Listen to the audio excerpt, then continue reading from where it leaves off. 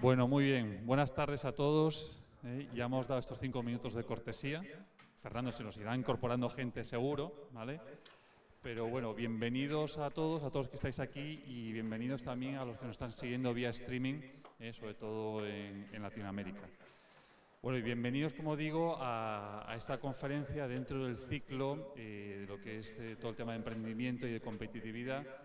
Y hoy contamos con nuestro ponente excepcional, que es don Fernando Moroy, y paso a presentaros directamente.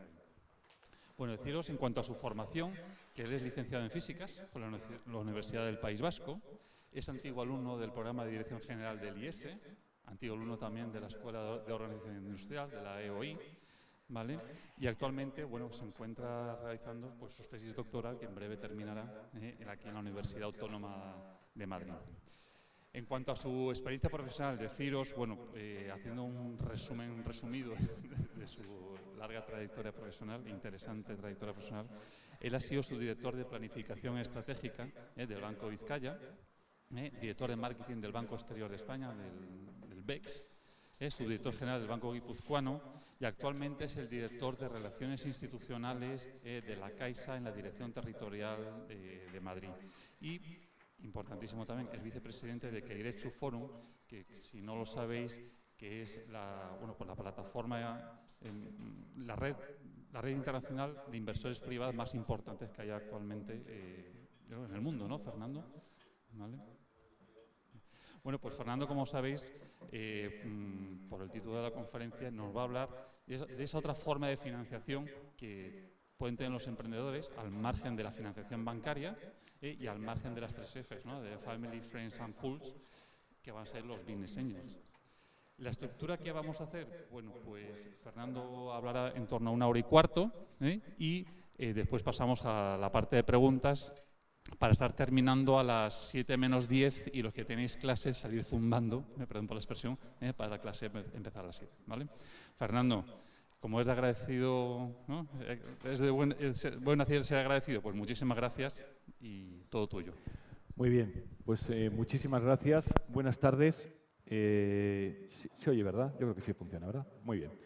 Bueno, buenas tardes. Muchísimas gracias a EUDE, muchísimas gracias, Juan, por invitarme a esta sesión. Muchísimas gracias a las personas que estáis aquí y a las personas que estáis al otro lado del charco, ¿no? Que seguís, pues, imagino, la conferencia en streaming, ¿no? Por invitarme a esta sesión. Como ha dicho Juan, mi idea sería, bueno, daros algunas pinceladas sobre los instrumentos de financiación del emprendimiento. En cualquier caso, en cualquier momento, de todas formas, si surge alguna pregunta, algún comentario o alguna cosa que os parezca, bueno, que comentar o preguntar, pues encantado, ¿no? Eso me da a mí para que yo también pueda beber un poquito de agua. Y la idea sería que terminásemos sobre las 7 menos cuarto, 7 menos 10, que creo que tenéis clase, ¿no? Muy bien. Bueno, la conferencia yo creo que va a tener como 3 partes, ¿no? De alguna manera, ¿no? Una primera parte un poco de algunas pinceladas, ¿no? De algunos bullets sobre qué creemos o no creemos sobre la financiación de un proyecto de emprendimiento, de un proyecto de entrepreneurship, unas ideas, bueno, un poco de marco, ¿no? Un poco genéricas. 2, vamos a recorrer los instrumentos de financiación en deuda, ¿no? Fundamentalmente españoles, ¿no? Porque lógicamente pues son un poco los que en este momento pues más accesibilidad tenemos, ¿no? Creo que sois personas que aquí una parte muy importante es vivís o no sé si vuestro proyecto de emprendimiento va a estar en otros mercados, ¿no? Que lógicamente desconozco más, ¿no? Me decían que hay una alta proporción pues personas de Venezuela y demás, y por lo tanto yo ese mercado en cuanto a instrumentos de deuda lo conozco menos, ¿no? Por lo tanto eso también lo voy a pasar. Segundo punto, ¿no? Instrumentos de financiación en deuda. Y tercero, instrumentos de financiación en equity, ¿no? En equity. Y dentro de esto, pues el estadio inicial, la fase inicial, ¿no? Que está relacionado con lo que denominamos la financiación de business angels o la financiación de inversores privados, ¿no? Eso serían un poco las 3 partes de la conferencia, ¿no? Y como digo, pues en cualquier momento me encantaría que, bueno, pues que cualquier cosa que se os ocurra preguntar o intervenir, pues me encantaría. ¿Ok? Muy bien. Bueno, vamos a empezar entonces. Para ello me voy a ayudar de de 2 presentaciones básicamente, ¿no? De 2 presentaciones y una tercera un poco donde entroncamos nuestro problema de la financiación en un proyecto de entrepreneurship, en un proyecto de emprendimiento, ¿no? ¿Ok? Muy bien. Bueno, esta sería un poco la agenda, por tanto, de lo que acabo de comentar, ¿no? Un poco lo que llamamos la financiación de los proyectos de emprendimiento, ¿no?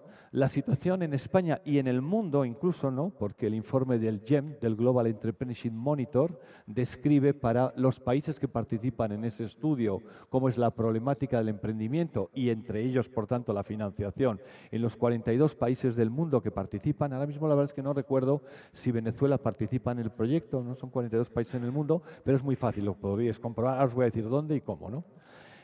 Algunas breves reflexiones sobre lo que creemos o no creemos relacionados con la financiación del proyecto de emprendimiento, ¿no? Luego vamos a recorrer los instrumentos de financiación en deuda, básicamente en el entorno español, lógicamente, ¿no? Que, como os decía, son un poco los que, bueno, pues los que ahora mismo más conocemos y más acceso tenemos, ¿no? Y el tercer capítulo, la relación de la financiación con respecto a los business angels, inversores privados, ¿no? Y capital riesgo, ¿no? Muy bien. Bueno, algunas ideas muy rápidas, ¿no? De muy tipo bullets, ¿no? De en qué creemos o no creemos en relación con la financiación de los proyectos de entrepreneurship, de emprendimiento, ¿no? Bueno, lo primero es un poco decir, oye, ¿cuál es el panorama de la financiación y del emprendimiento en el mundo, ¿no? Bueno, yo os recomiendo, y ahí tenéis la web, ¿no? De hecho, que veamos un poco cómo es el emprendimiento en el mundo, ¿no? El mejor estudio de emprendimiento que se realiza en el mundo, ¿no? El que más tradición tiene, el que lo lidera una universidad en Boston, ¿no? Babson College, que es la que mayor prestigio tiene en este tema, ¿no? Es el informe que llamamos el GEM, el GEM, el Global Entrepreneurship Monitor. La web en realidad se llama gemconsortium.org. Si ponéis en Google GEM, automáticamente os va a llevar a la web, ¿ok?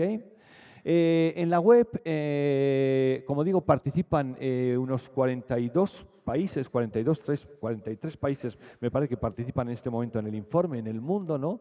Hay que ir a cada país, ¿no? Y luego, lógicamente, descargarse en cada país, pues, el informe, ¿no? Merece la pena, el resumen ejecutivo es accesible, es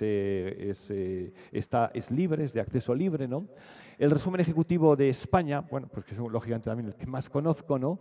Pues es muy interesante en la medida de que describe cómo es el panorama del emprendimiento en España, en términos de qué edades son los emprendedores, qué niveles de formación, qué niveles de edad, qué niveles de ámbitos, digamos, de actividades en ámbitos han emprendido, etc. Es un informe, creo, bastante interesante, ¿no? Bueno, lo primero que tenemos que acotar es el concepto de emprendedor, porque si no, esto no nos permitiría hacer, lógicamente, un estudio homogéneo en los 40 y tantos países que en este momento, digamos, están adheridos al sistema, ¿no? Este es un estudio declarativo, es un estudio de mercado, lógicamente es un estudio, por tanto, que corresponde, aunque es el estudio de mayor, como digo, de mayor en este momento dimensión que se fabrica en el mundo sobre la actividad emprendedora, ¿no? Obedecería fundamentalmente a la pregunta: ¿está usted hoy comprometido con una actividad emprendedora? No, trabajo en Telefónica. Ah, pues muy bien, pum. Sí, tengo un proyecto de una actividad emprendedora, ¿no? La siguiente pregunta sería, tengo una actividad empresarial, ¿no? La siguiente pregunta sería, ¿desde cuándo la tiene? Hay que acotarlo, ¿no? Porque el concepto empresarial o el concepto de emprendimiento tiene una visión casi antropomórfica, ¿no? Al final las empresas son como las personas, ¿no? Nacen, crecen, se desarrollan y ojalá no mueran, ¿no? Por tanto, y además, para que el estudio sea homogéneo en el mundo, ¿no? Hoy de momento pertenecen 42 países que están adheridos al sistema, liderados con la metodología de Babson, ¿no? En Boston, ¿no? Hay que acotar a lo que llamamos emprendedores, ¿no? Llamamos una empresa en un ámbito de emprendedor, de entrepreneurship en el mundo, una empresa que está entre los 0 y 42 meses de vida. ¿Y por qué 42? Bueno, pues porque había que fijar un límite, ¿no? Y el límite que está fijado es 42 meses. Entonces, la pregunta, por lo tanto, sería, ¿está usted comprometido con una actividad empresarial o de emprendimiento? Sí. ¿Desde cuándo tiene esta actividad emprendedora? Pues si la tengo hace 18 meses, pues digamos lo contamos, ¿no?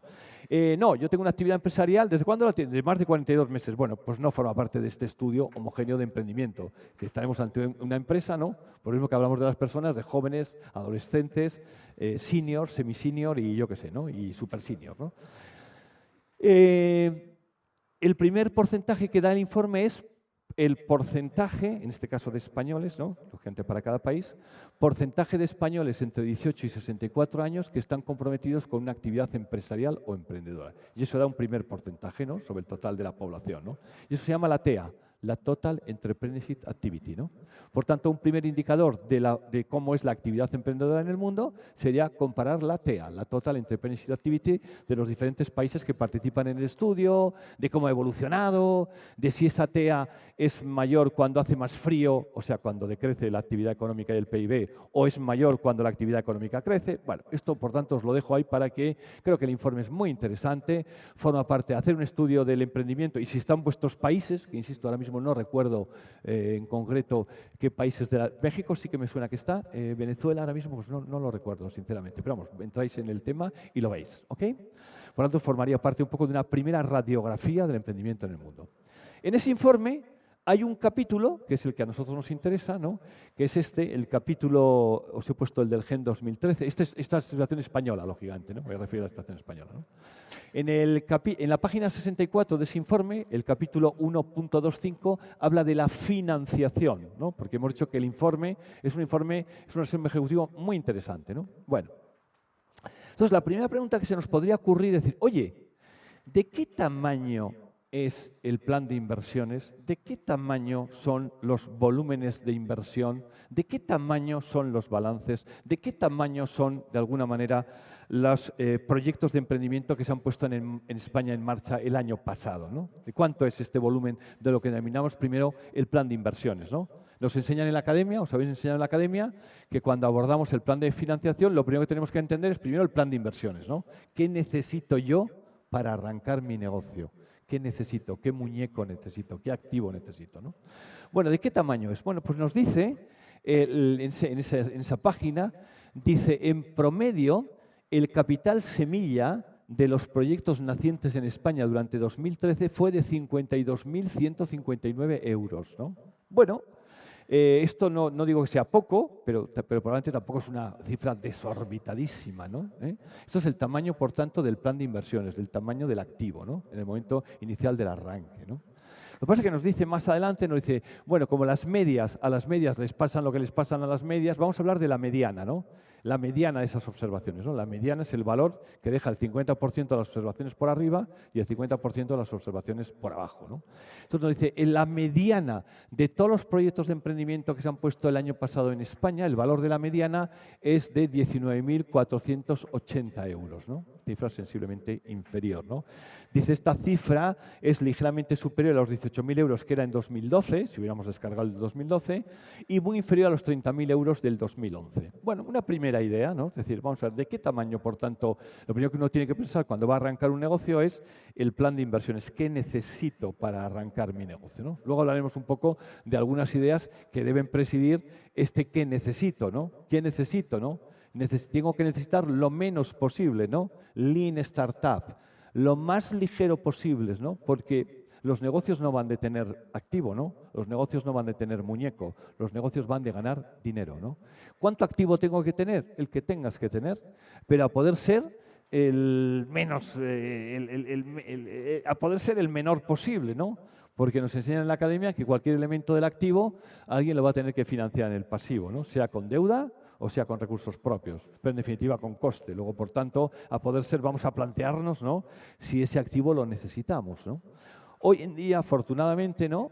Estamos en un mundo más complicado para muchas cosas, pero también más sencillo para otras, ¿no? Hoy en día a un emprendedor no se le ocurriría para nada, yo qué sé, ¿no? Comprar ¿no? Una solución de un ERP, ¿no?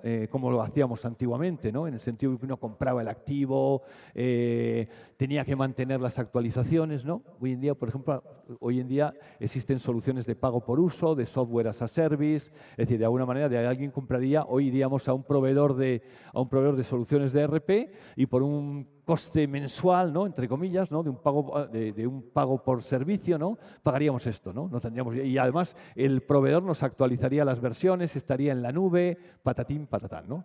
Lo mismo existen también instrumentos de financiación de renting, ¿no? No se nos ocurre hoy en día, no es que yo para mi negocio necesito una furgoneta porque hacemos un reparto, ¿no? Pues no se nos ocurriría comprar una furgoneta, ¿no?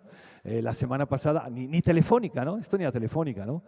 Mi actividad fundamental, trabajo en una entidad financiera española que se llama La Caixa, ¿no? CaixaBank, ¿no? Hace 15 días hacíamos un renting de 500 furgonetas para Telefónica, ¿no? Para sus servicios, digamos, de carácter técnico, para temas de todavía en algunas zonas rurales y demás, o zonas, digamos, de servicio de reparación, ¿no? Telefónica no se le ocurriría a comprar el activo, ¿no? En lo que eso significa comprar el activo, meterlo en su inmovilizado material, ver cómo lo financia, si con recursos propios o con deuda, pues para nada, ¿no? Más todos los problemas que tiene, ¿no? No dice una entidad financiera, oye, prepárame una operación de renting de 500 furgonetas. Luego, por tanto, es decir, tenemos instrumentos, ¿no? Como digo, de software as a service, de pago por uso, para delimitar de una forma lo más corta posible los activos que necesito para arrancar mi negocio, ¿no? Hay que ser muy ligeros en esto, muy austeros, muy ligeros, ¿no? Yo tengo un amigo muy gracioso, ¿no? Que me dice, Fernando, cuando me llama un cliente, ¿no? Y me dice, te voy a ver, quedamos en tu oficina, ¿no? Y dice, no quedamos en la oficina, no, mira, yo te voy a invitar a desayunar en el Starbucks de ahí de la Plaza Gregorio Marañón, ¿no? No tiene oficina, claro. Entonces le coge, lo lleva al Starbucks, un edificio estupendo, grande, mobiliario, wifi, etcétera, lo invita a desayunar y no tiene ni oficina, ¿no? O sea, que como un concepto de la absoluta, porque el core de su negocio es tener una oficina, no. Luego, por tanto, tenemos que plantearnos, oye, ¿qué es core para tu negocio, no? Porque luego si la tienes, la tendrás que pagar. O la has adquirido como un inmovilizado o la tienes que pagar con el alquiler, ¿no? Luego, por tanto, ser muy ligeros en esto, ¿no? Luego, la primera idea, por tanto, es ¿qué necesito para arrancar mi negocio? Bueno, ahí tenemos una estadística, ¿no? Bueno, es el mejor estudio de lo que significa, en qué órdenes de magnitud estamos, ¿no? Muy bien. Una vez que hemos delimitado el plan de inversiones, ¿qué necesito para arrancar mi negocio? La academia nos dice, oye, ahora viene el plan de financiación. Plan de inversiones, plan de financiación, ¿no? Bueno, la financiación, lógicamente, solo tiene dos fuentes, ¿no? En el momento inicial, ¿no? Recursos propios, o sea, la aportación de los socios emprendedores, ¿no? De los famosos 4 Fs, ¿no? Los founders, los friends, los family and the fools, ¿no? Como dicen los americanos, y los locos, ¿no? ¿Quién no va a ser... ¿Qué otro loco? ¿Cómo no va a ser loco alguien que nos deje un dinero a nosotros, ¿no? Si estamos empezando, ¿no? Somos una bomba con patas, ¿no? Tenemos un riesgo altísimo, ¿no? Realmente, ¿no? Luego, por tanto, tenemos dos fuentes, ¿no? Los famosos 4 Fs y la financiación, que ahora veremos, financiación ajena, ¿no? Bueno, primera idea, ¿no? Esta es una segunda idea importante. Es decir, primero, por tanto, ser muy austeros en el plan de inversiones. Segunda idea muy importante.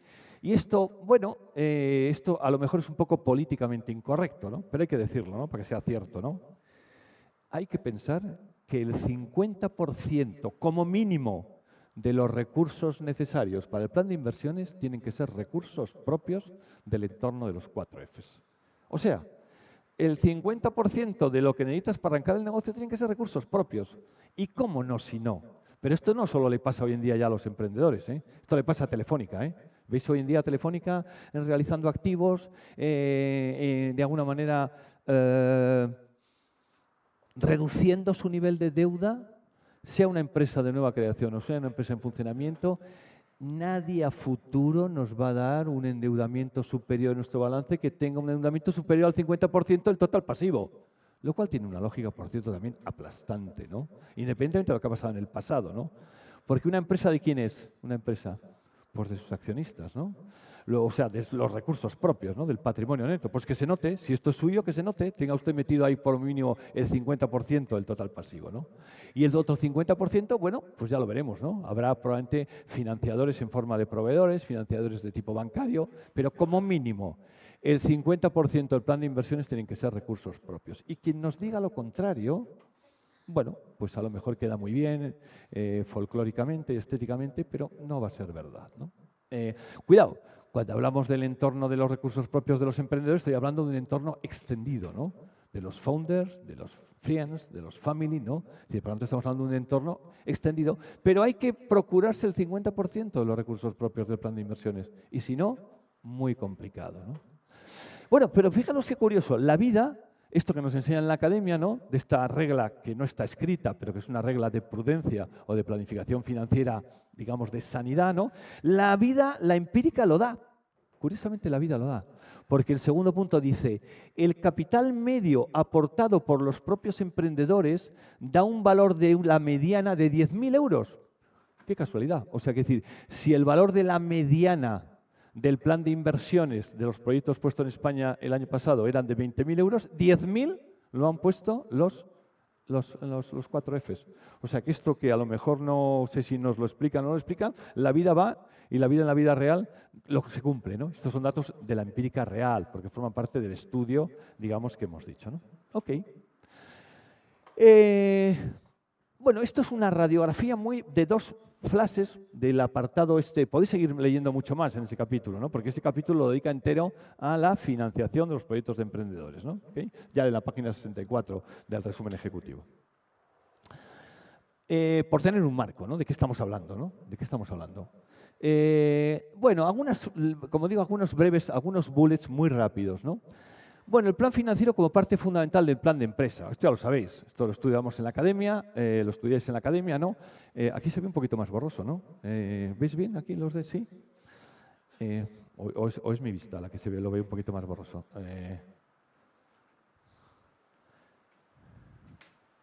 Bueno, el primer punto, bueno, ya lo sabéis, ¿no? Es decir, quiere decir que esto, ¿qué es un plan de empresa? ¿Qué es un business plan?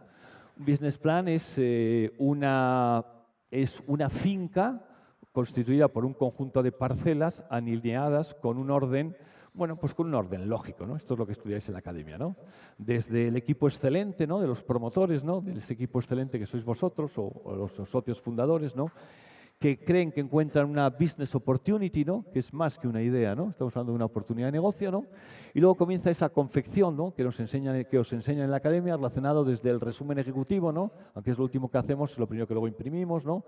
La introducción del proyecto, el análisis externo, ¿no? Aquí todo eso que estudias en la academia de mucha estrategia, mucho análisis del mercado, de la industria, de las 5 fuerzas de Porter, análisis de la competencia, análisis de la oferta, de análisis de la demanda, etcétera, ¿ok? Todo esto aquí, ¿no? En esta parcela, ¿no? Del análisis externo, ¿no? Análisis interno, bueno, en un proyecto de emprendimiento mucho análisis interno no habrá, ¿no? Porque no hemos nacido, ¿no? Pues luego pronto análisis interno, pues la academia nos dirá, hombre, pues simplemente explícame bien tu cadena de valor, explícame un poco cuáles son los recursos y las capacidades del equipo, cuáles son las capacidades del equipo promotor, algo de benchmark. Bueno, del análisis interno dice la academia, hágame un DAFO. Bueno, seguimos haciendo todo esto del DAFO todavía, ¿no? En la academia. Bueno, después del DAFO viene todo el tema del planteamiento estratégico, objetivos estratégicos, todo esto que estudiamos en la academia. Y luego ya comienzan los planes operativos, ¿no? El plan de marketing, el plan de operaciones, el plan de recursos humanos, el plan financiero. El plan financiero. O sea que el plan financiero, de lo que vamos a hablar un poco, está embebido en el business plan. Estudiáis en la academia, claro. Bueno, pues luego vendría la parcela un poco de los indicadores de gestión, ¿no? De los KPIs, del Balance Scorecard, ¿no? De con qué indicadores vamos a gestionar nuestro negocio, ¿no? Hablar un poco del plan de contingencias, ¿no? ¿Qué pasaría si, ¿no? No es un plan de riesgos, ¿no? Pero bueno, sí. La contingencia más importante, ¿cuál es la contingencia más importante que tiene una empresa cuando comienza? La contingencia de las ventas, ¿no? Contingente es todo, ¿no? Contingente es que nos puede caer este techo ahora, ¿no? Pero la probabilidad es difícil, ¿no? La probabilidad es muy pequeña, ¿no? Sin embargo, la contingencia de que no alcancemos el nivel de ventas que hemos puesto como escenario central, esa sí es una verdadera contingencia. Por lo tanto, sí que debemos trabajar un poco el qué pasaría si, qué haríamos si no hiciéramos esto, ¿no? Plan de contingencias, conclusiones, resumen ejecutivo, ¿no? Esto es lo último, como decimos, que está aquí, lo último que escribimos, aunque luego lo imprimimos como primera parte, ¿no? Y ya está.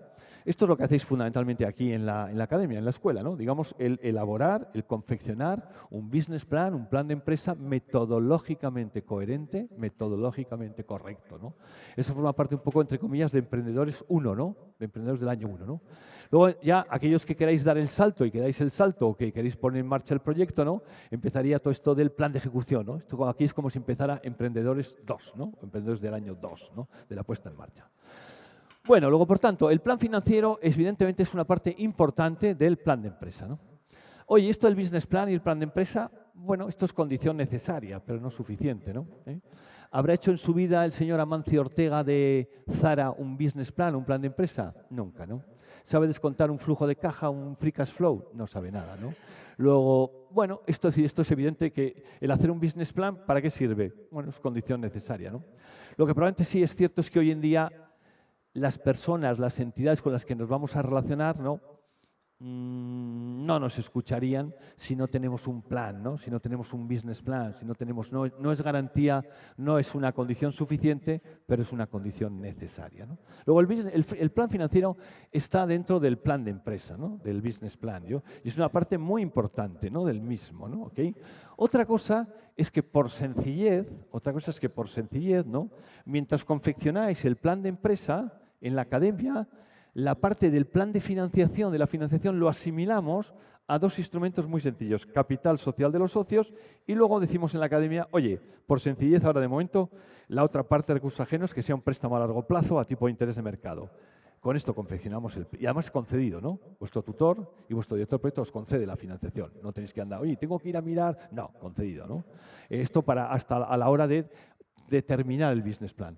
Luego, como digo, cuando estamos en Emprendedores 2, normalmente en un proyecto, un business plan, hay dos cosillas de mentirijillas, ¿no? Dos cosillas que son de mentirijillas, ¿no? Uno, lo que tiene que ver con el grado de realismo de la investigación de mercado, y otro, el grado de realismo de los instrumentos de financiación elegidos, que es de lo que voy a hablar yo ahora un poco, ¿no? Es como si ahora cambiásemos la que hemos elegido mientras hacemos el business plan por los instrumentos de financiación de la vida real, ¿no? Bueno, luego el plan financiero está embebido en el business plan, es muy importante, ¿no? Y tenemos que darle ahora un toque de realismo, ¿no?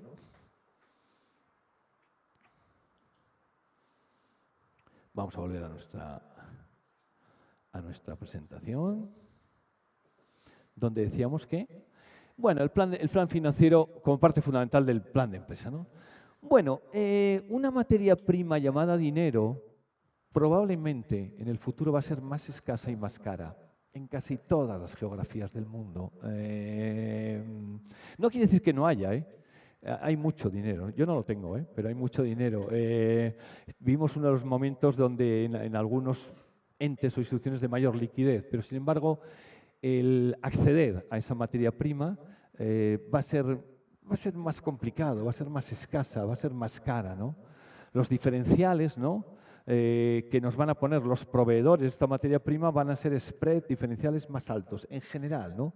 Esos momentos, venimos de un momento, ¿no? Como sabéis, venimos de los años que van del 2000 al 2007, en muchas geografías en el mundo, entre ellas en España, pues hemos vivido probablemente unos momentos de una burbuja de crédito, de una excesiva liquidez. Probablemente eso parece, hacer pronósticos siempre es complicado, ¿no? Como el chiste, ¿no? Dice, voy a hacer un pronóstico, puede pasar cualquier cosa, ¿no? Pues lo mismo en mi caso también puede pasar cualquier cosa, pero parece razonablemente, ¿no?, que esta materia prima va a ser más escasa y más cara, ¿no? Bueno, es muy importante esa adecuada planificación financiera permanente. Los recursos propios siempre como mínimo el 50% del pasivo total. Seamos emprendedores o sea Telefónica. Esto hoy se aplica a Telefónica, ¿no? Telefónica va a ir a esos niveles de endeudamiento tope, ¿no? Y ser muy ligeros, lean startup, proyectos poco intensos en capital, ¿no? Proyectos poco intensos en capital, ¿no? Los negocios no van de la intensidad de capital, los negocios no van de la intensidad del plan de inversiones, ¿no?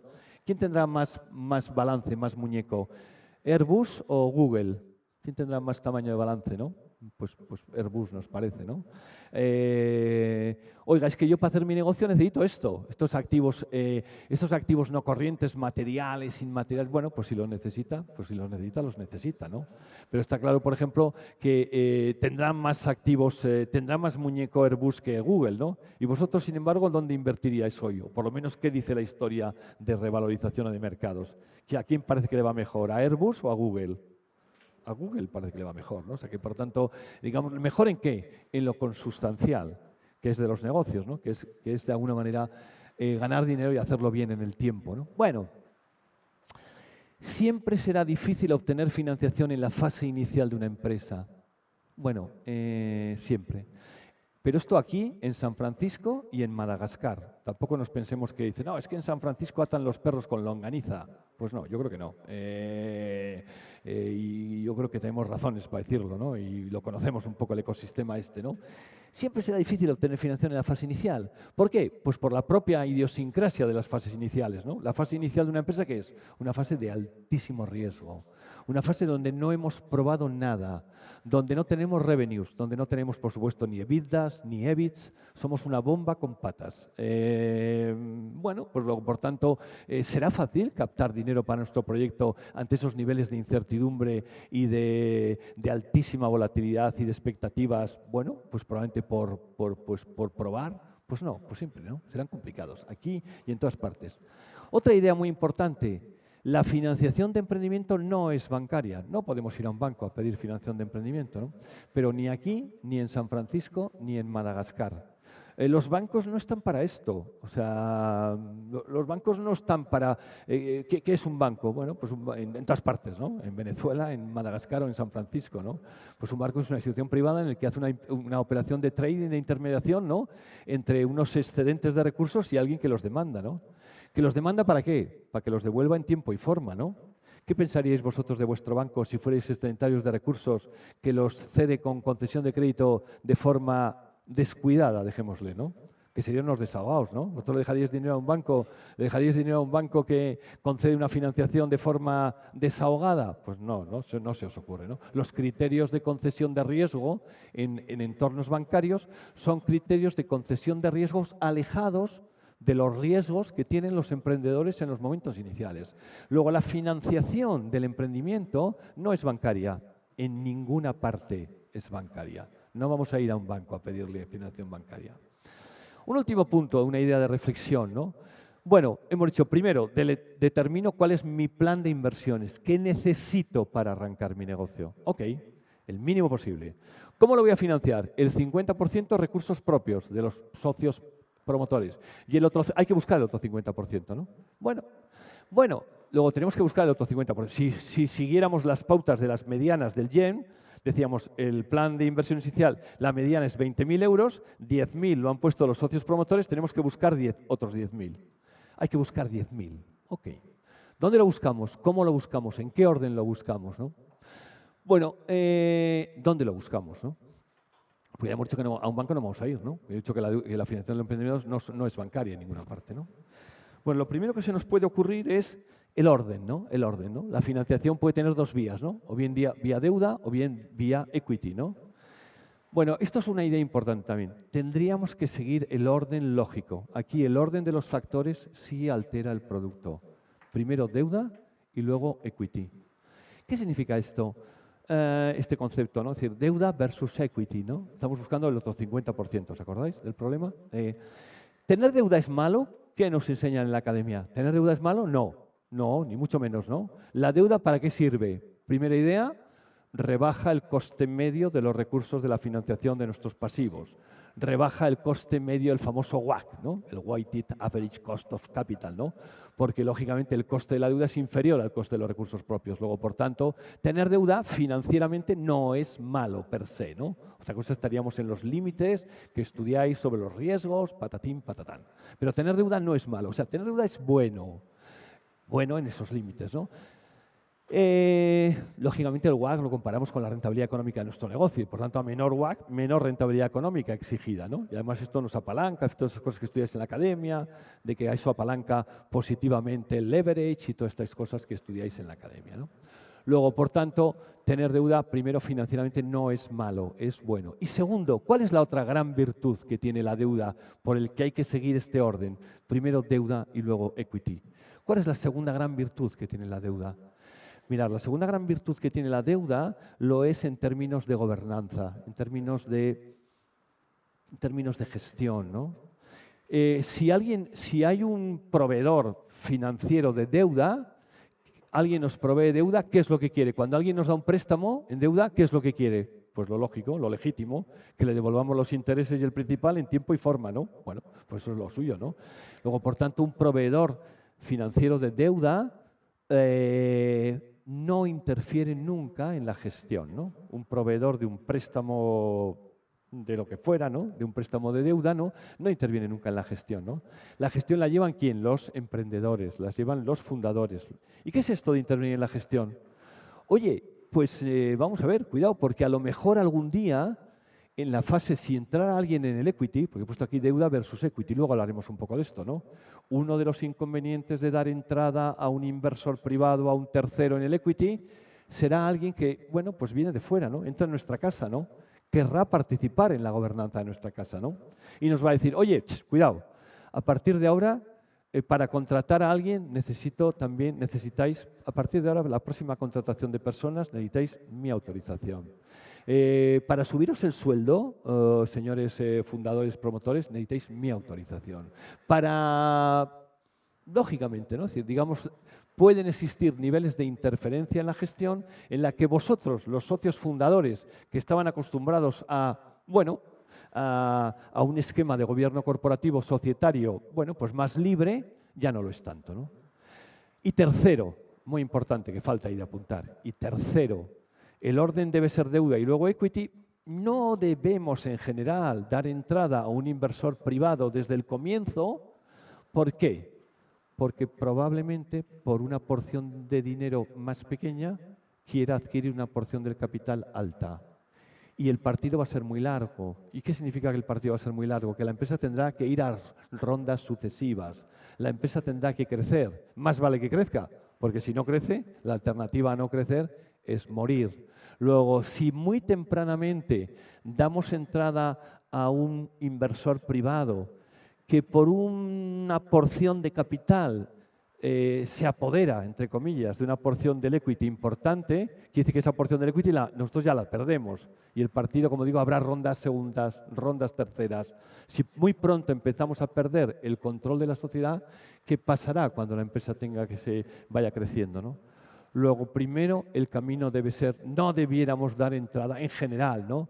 Alguien me dice, oiga, es que mire, yo voy a montar un proyecto de emprendimiento en el que existe un inversor privado, que es un inversor que conoce muy bien el negocio, en el que la valoración que hace de esa porción inicial es una valoración pues pequeña, bueno, tiene un poco la consideración casi de socio financiero, socio industrial, bueno, pues habría que verlo, pero de una forma, digamos, genérica, a priori, no debiéramos dar entrada a inversores privados por esta fase tan inicialísima en la que estoy ahora considerando. ¿Ok? Bien. En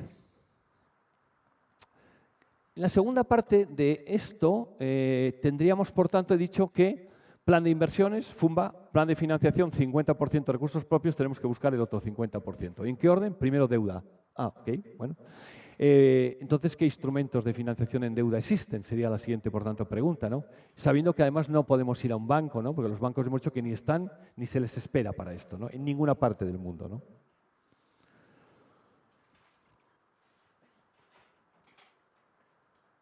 Bien, ahora voy a recorrer un poco por encima los instrumentos de financiación en deuda en el mercado español, lógicamente, ¿no? O en la situación española, que funcionan o que sirven y que sirven en la vida real, que funcionan en la vida real, ¿no?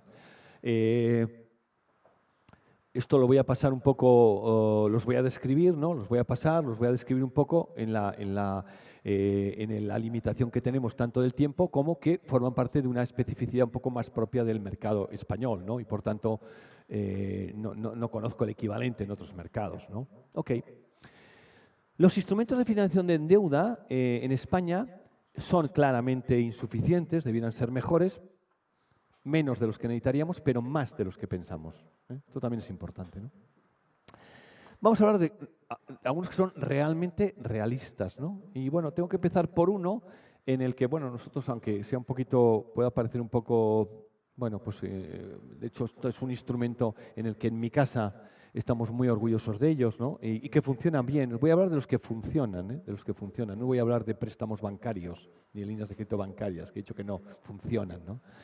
Bueno, el primero es el microcrédito, ¿no? El microcrédito, ahí tenéis un poco los importes, características básicas, importe hasta 25.000 euros, sin garantías adicionales, claro. ¿Qué garantías va a tener un emprendedor, un proyecto de emprendimiento? Pues las del proyecto, ¿no? El proyecto de emprendimiento se estará formado por un grupo de socios, unos chavalotes, que lo que más tendrán pues serán su ilusión, su idea, sus ganas, ¿no? Como dicen los americanos, en estos proyectos apostamos más por el jinete que por el caballo. Es que no hay caballo. Esperemos que haya jinete, pero caballo hay poco, ¿no? Por lo menos en sentido más tradicional del concepto de garantía, ¿no? Tienen que ser de largos plazos, ¿no? Plazos relativamente, por tanto, que nos permitan la amortización y la devolución correspondiente, ¿no? Hasta 5 años. Condiciones blandas, bueno, dice ahí 8,25. Alguno estará pensando en la cabeza, hombre, tan blanda, ese 8,25 es muy blando. Os aseguro que es blando, ¿eh? O sea, vamos, ahora me pongo la gorra también bancaria, o sea, tengo algunas gorras, ¿no? Entonces me la pongo, me la quito. Bueno, os recuerdo que este país llamado España, hasta hace muy poquito, ¿no? Para darle un préstamo a este país a 10 años, ¿no? Los inversores extranjeros, ¿no? Nos cobraban, ¿cuánto nos cobraban? 6%, 7%, ¿no? Ahora, como habéis visto, este último mes prácticamente, ¿no? La deuda pública a 10 años española ha bajado, está en el entorno del 3%, pero hemos llegado a tener, ¿no? Y el nivel de volumen de riesgo, ¿no? De un proyecto de emprendimiento es infinitamente mayor, ¿no? Que evidentemente el de un proyecto como un país llamado España, ¿no?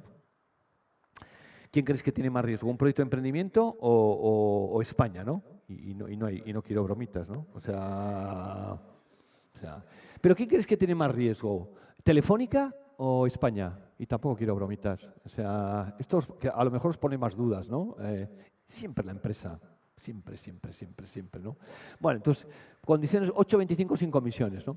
Bueno, ¿cómo hacemos esto? Hemos dicho que no podemos ir a una oficina bancaria, ¿no? Porque si vamos a una oficina bancaria con nuestro proyecto de emprendimiento, ¿cómo tienen las redes bancarias entrenadas a sus personas, a sus directores? Con criterios de concesión de riesgo bancario, ¿no?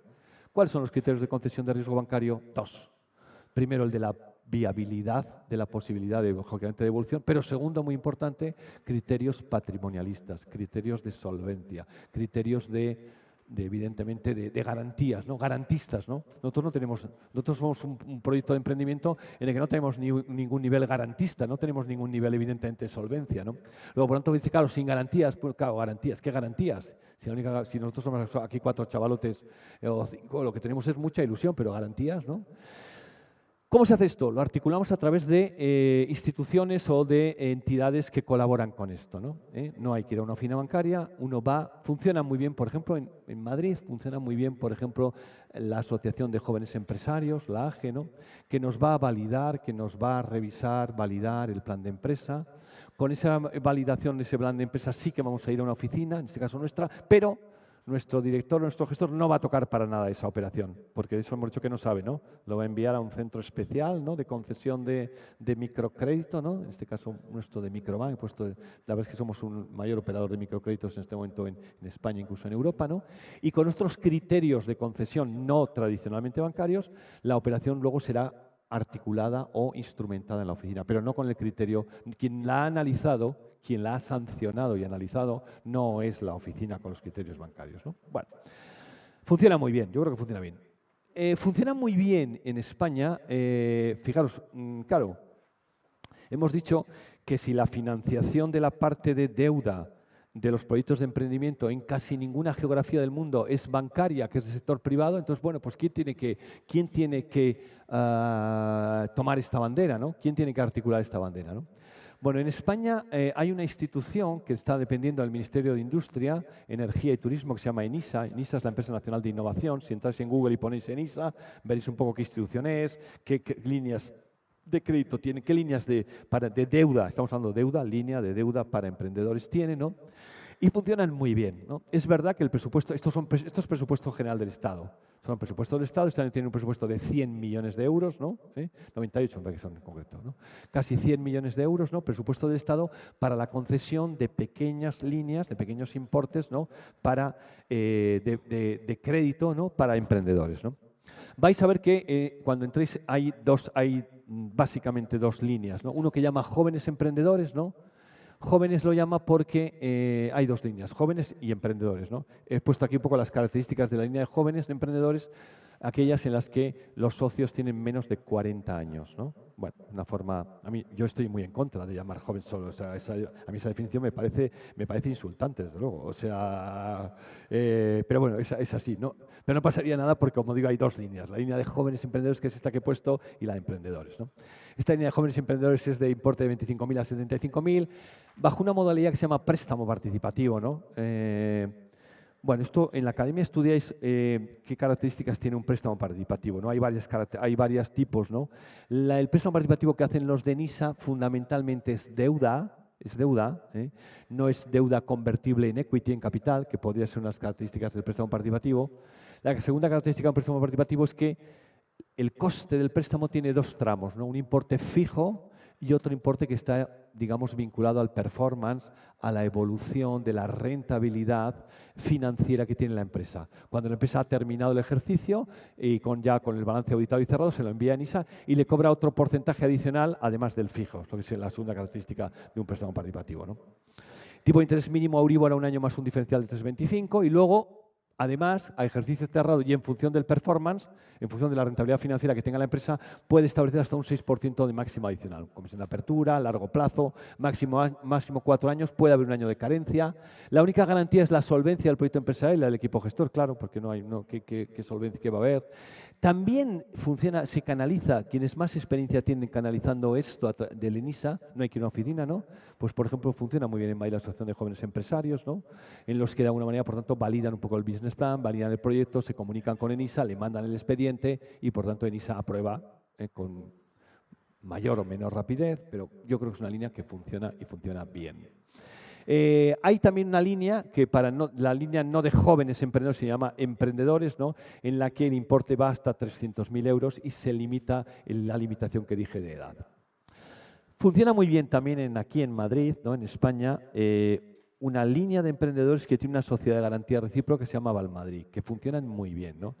Una sociedad de garantía recíproca no es una entidad financiera que provea de los recursos, pero provee a los emprendedores de un aval, de una garantía, en la que con ese aval y esa garantía, Aval Madrid tiene firmado convenios con entidades financieras, ¿no? Con las más importantes, en las que, lógicamente, la entidad financiera no daría la operación de crédito a los emprendedores sin ese aval, pero con ese aval lo concede, ¿no? Funcionan muy bien también y funcionan en la vida real, ¿no? Con ese aval se puede, por tanto, cambiar ese aval por una operación de crédito hasta 5 años, con Euribor a un año más un 3%, y sea en modalidad de crédito, modalidad de leasing, funcionan muy bien. Esta línea es más complicada, funciona pero es más compleja, ¿no? La línea Neotec del CDTI, ¿no? El CDTI es otra institución, también, en este caso no adscrita al Ministerio de Industria. CDTI significa Centro de Desarrollo Tecnológico, el Centro de Desarrollo Tecnológico Industrial, ¿no? Lo llaman los proyectos Neotec, para empresas de base tecnológica. Esto es más complicado. Así como lo de ENISA es muy razonable de conseguir, lo de Aval Madrid también, el microcrédito también. Ya veis un poco qué importes de límites estamos llevando, ¿no? Más los que pongamos nosotros, ¿no? Pues estamos hablando de, por tanto, de la posibilidad de acceder a esos proyectos de inversión, ¿no? Esto es más complicado. ¿Por qué? Porque esto, el producto es un tiro, ¿no? Ahí vais a ver ahora las características, que es un tiro tanto en importes como en cuanto a condiciones financieras y, sobre todo, en condiciones de no amortización. No hay que amortizar este préstamo hasta que uno tenga cash flow positivo. Eso es un trayazo, ¿eh? Pero es más complejo. ¿Por qué? Porque obedece para proyectos que impliquen un desarrollo tecnológico especial. No basta el e-commerce. Oye, que nosotros somos un proyecto de emprendimiento basado en la utilización de una herramienta de e-commerce para comercializar por determinado producto o servicio. Vamos a acudir a un CDTI. No, porque de alguna manera supone, CDTI nos impone que, como dice ahí, la empresa tenga un foco. Esto es muy típico para empresas fundamentalmente de split de centros de investigación en universidades, desarrollos de software especiales, digamos, es por tanto para empresas de base tecnológica. Entendiendo una empresa de base tecnológica, como dice ahí, una empresa cuya actividad se centra en la explotación de productos o servicios que requieran el uso de tecnologías o conocimientos desarrollados por la empresa, no previamente, no de aplicación, no de una aplicación de un e-commerce, a partir de la actividad investigadora del tema. Esto es más complicado. Esto, digamos, o sea, obtener un CDTI se obtienen, ¿no? Como conocemos muchos, ¿no? Pero es lógicamente más complejo que los que hablé antes de ENISA microcrédito. ENISA Aval Madrid es mucho más accesible que la obtención de un CDTI, ¿no? ¿Sí? ¿Sí?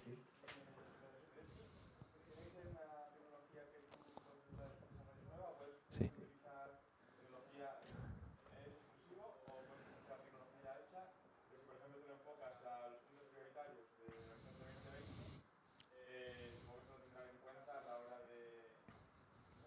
Sí, no existe una única respuesta a lo que me acabas de comentar, ¿no? La respuesta más dura al principio sería no. Si la tecnología no es una tecnología de desarrollo tecnológico nuevo, de alguna manera, de CDTI de entrada te dice que no. Lógicamente, es decir, si tú me dices, oye, se trata de, no es una tecnología nueva, pero supone un determinado desarrollo o avance en este tipo de campo, en este tipo de acción, ¿no? van a tardarnos más, van a ser más puñeteros, digamos, en la concesión, ¿no?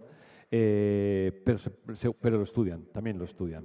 En principio, a priori, como digo, lo que fundamentalmente se fomenta es el desarrollo de un software, de una tecnología, de algo incluso patentado o patentable, por tanto, que suponga un tipo de innovación realmente tangible, ¿no? No se trata de una traslación, de una aplicación, de una traslación de una tecnología ya existente a un proyecto empresarial, ¿no? En cualquier caso, como digo, la pelea con los del CEDETI para que la concesión de este tipo de campos es más complicado, ¿no? Porque estamos hablando de este es un producto, pues fijaros los límites, ¿no? Estamos hablando de una financiación hasta un 70% de los gastos aceptados, con un importe máximo de 250.000 euros, con unas condiciones financieras de Euribor un año más 0,1%, ¿no? Os recuerdo que el Euribor un año en Europa está en este momento en el 0,5%, ¿no? 0,5 más 0,1 sería un 0,6% anual, anual, ¿no? Y sin garantías. Y además, no hay que amortizar hasta que la empresa tenga cash flow positivo, ¿no? O sea que, por lo tanto, las condiciones del producto son realmente un trayazo. Por eso los niveles de concesión son mucho más exigentes de probar que estamos ante una empresa de base tecnológica real, ¿no? De alguna manera. Y que suponga que ha puesto el desarrollo, la puesta en práctica de una tecnología nueva, ¿no? En ámbitos TIC o en ámbitos de biotecnología o en ámbitos de más complicado. Esto es más complicado, pero es posible, ¿eh? Siguiente, línea ICO para emprendedores. Lo pongo, pero ¿por qué lo pongo? Para decir que no funciona, ¿no? Para decir que no, por eso lo pongo, ¿no? ¿Por qué? ¿Por qué decimos que no? Porque, ¿qué es la línea ICO para emprendedores, no? El ICO es la agencia financiera del Estado español, ¿no? Que se financia mediante las emisiones en mercados de capitales, ¿no? Y con esas emisiones que hacen mercados de capitales, con ese funding lo pone a disposición de las entidades financieras privadas, digamos, españolas, para que provean la financiación a sus empresas, ¿no? Pero sin embargo, no es un problema de funding, no es un problema de precio, es un problema del criterio de riesgo, ¿no? El criterio de análisis y sanción de riesgo final que se hace en esta línea es bancario. Por tanto, hemos dicho que para fases iniciales de emprendimiento no nos sirve, ¿no?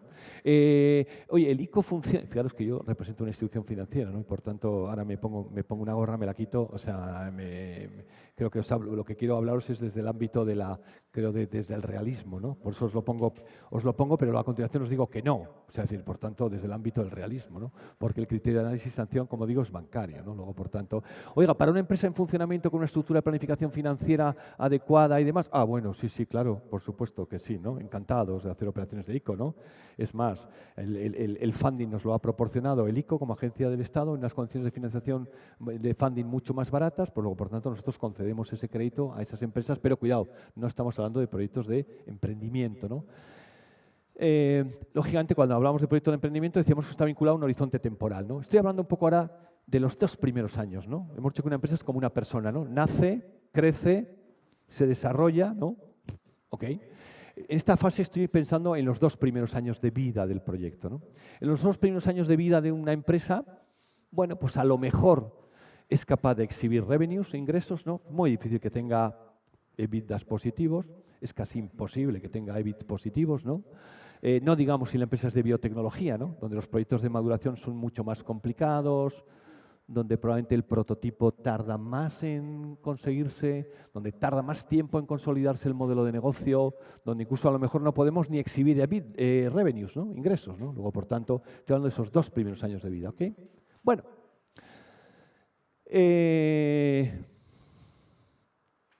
Bueno, pues ya está. Los 2 primeros años de vida, o sea, hemos conseguido, o sea, decimos, plan de inversiones, ¡fumba! 50% de esa pasta la ponemos nosotros, el otro 50% deuda. Ya hemos ido, que a ver si hemos conseguido un microcrédito, más un ENISA, más una Valmadrid. Ya hemos conseguido ese otro 50%, ¿no? De la financiación necesaria para arrancar.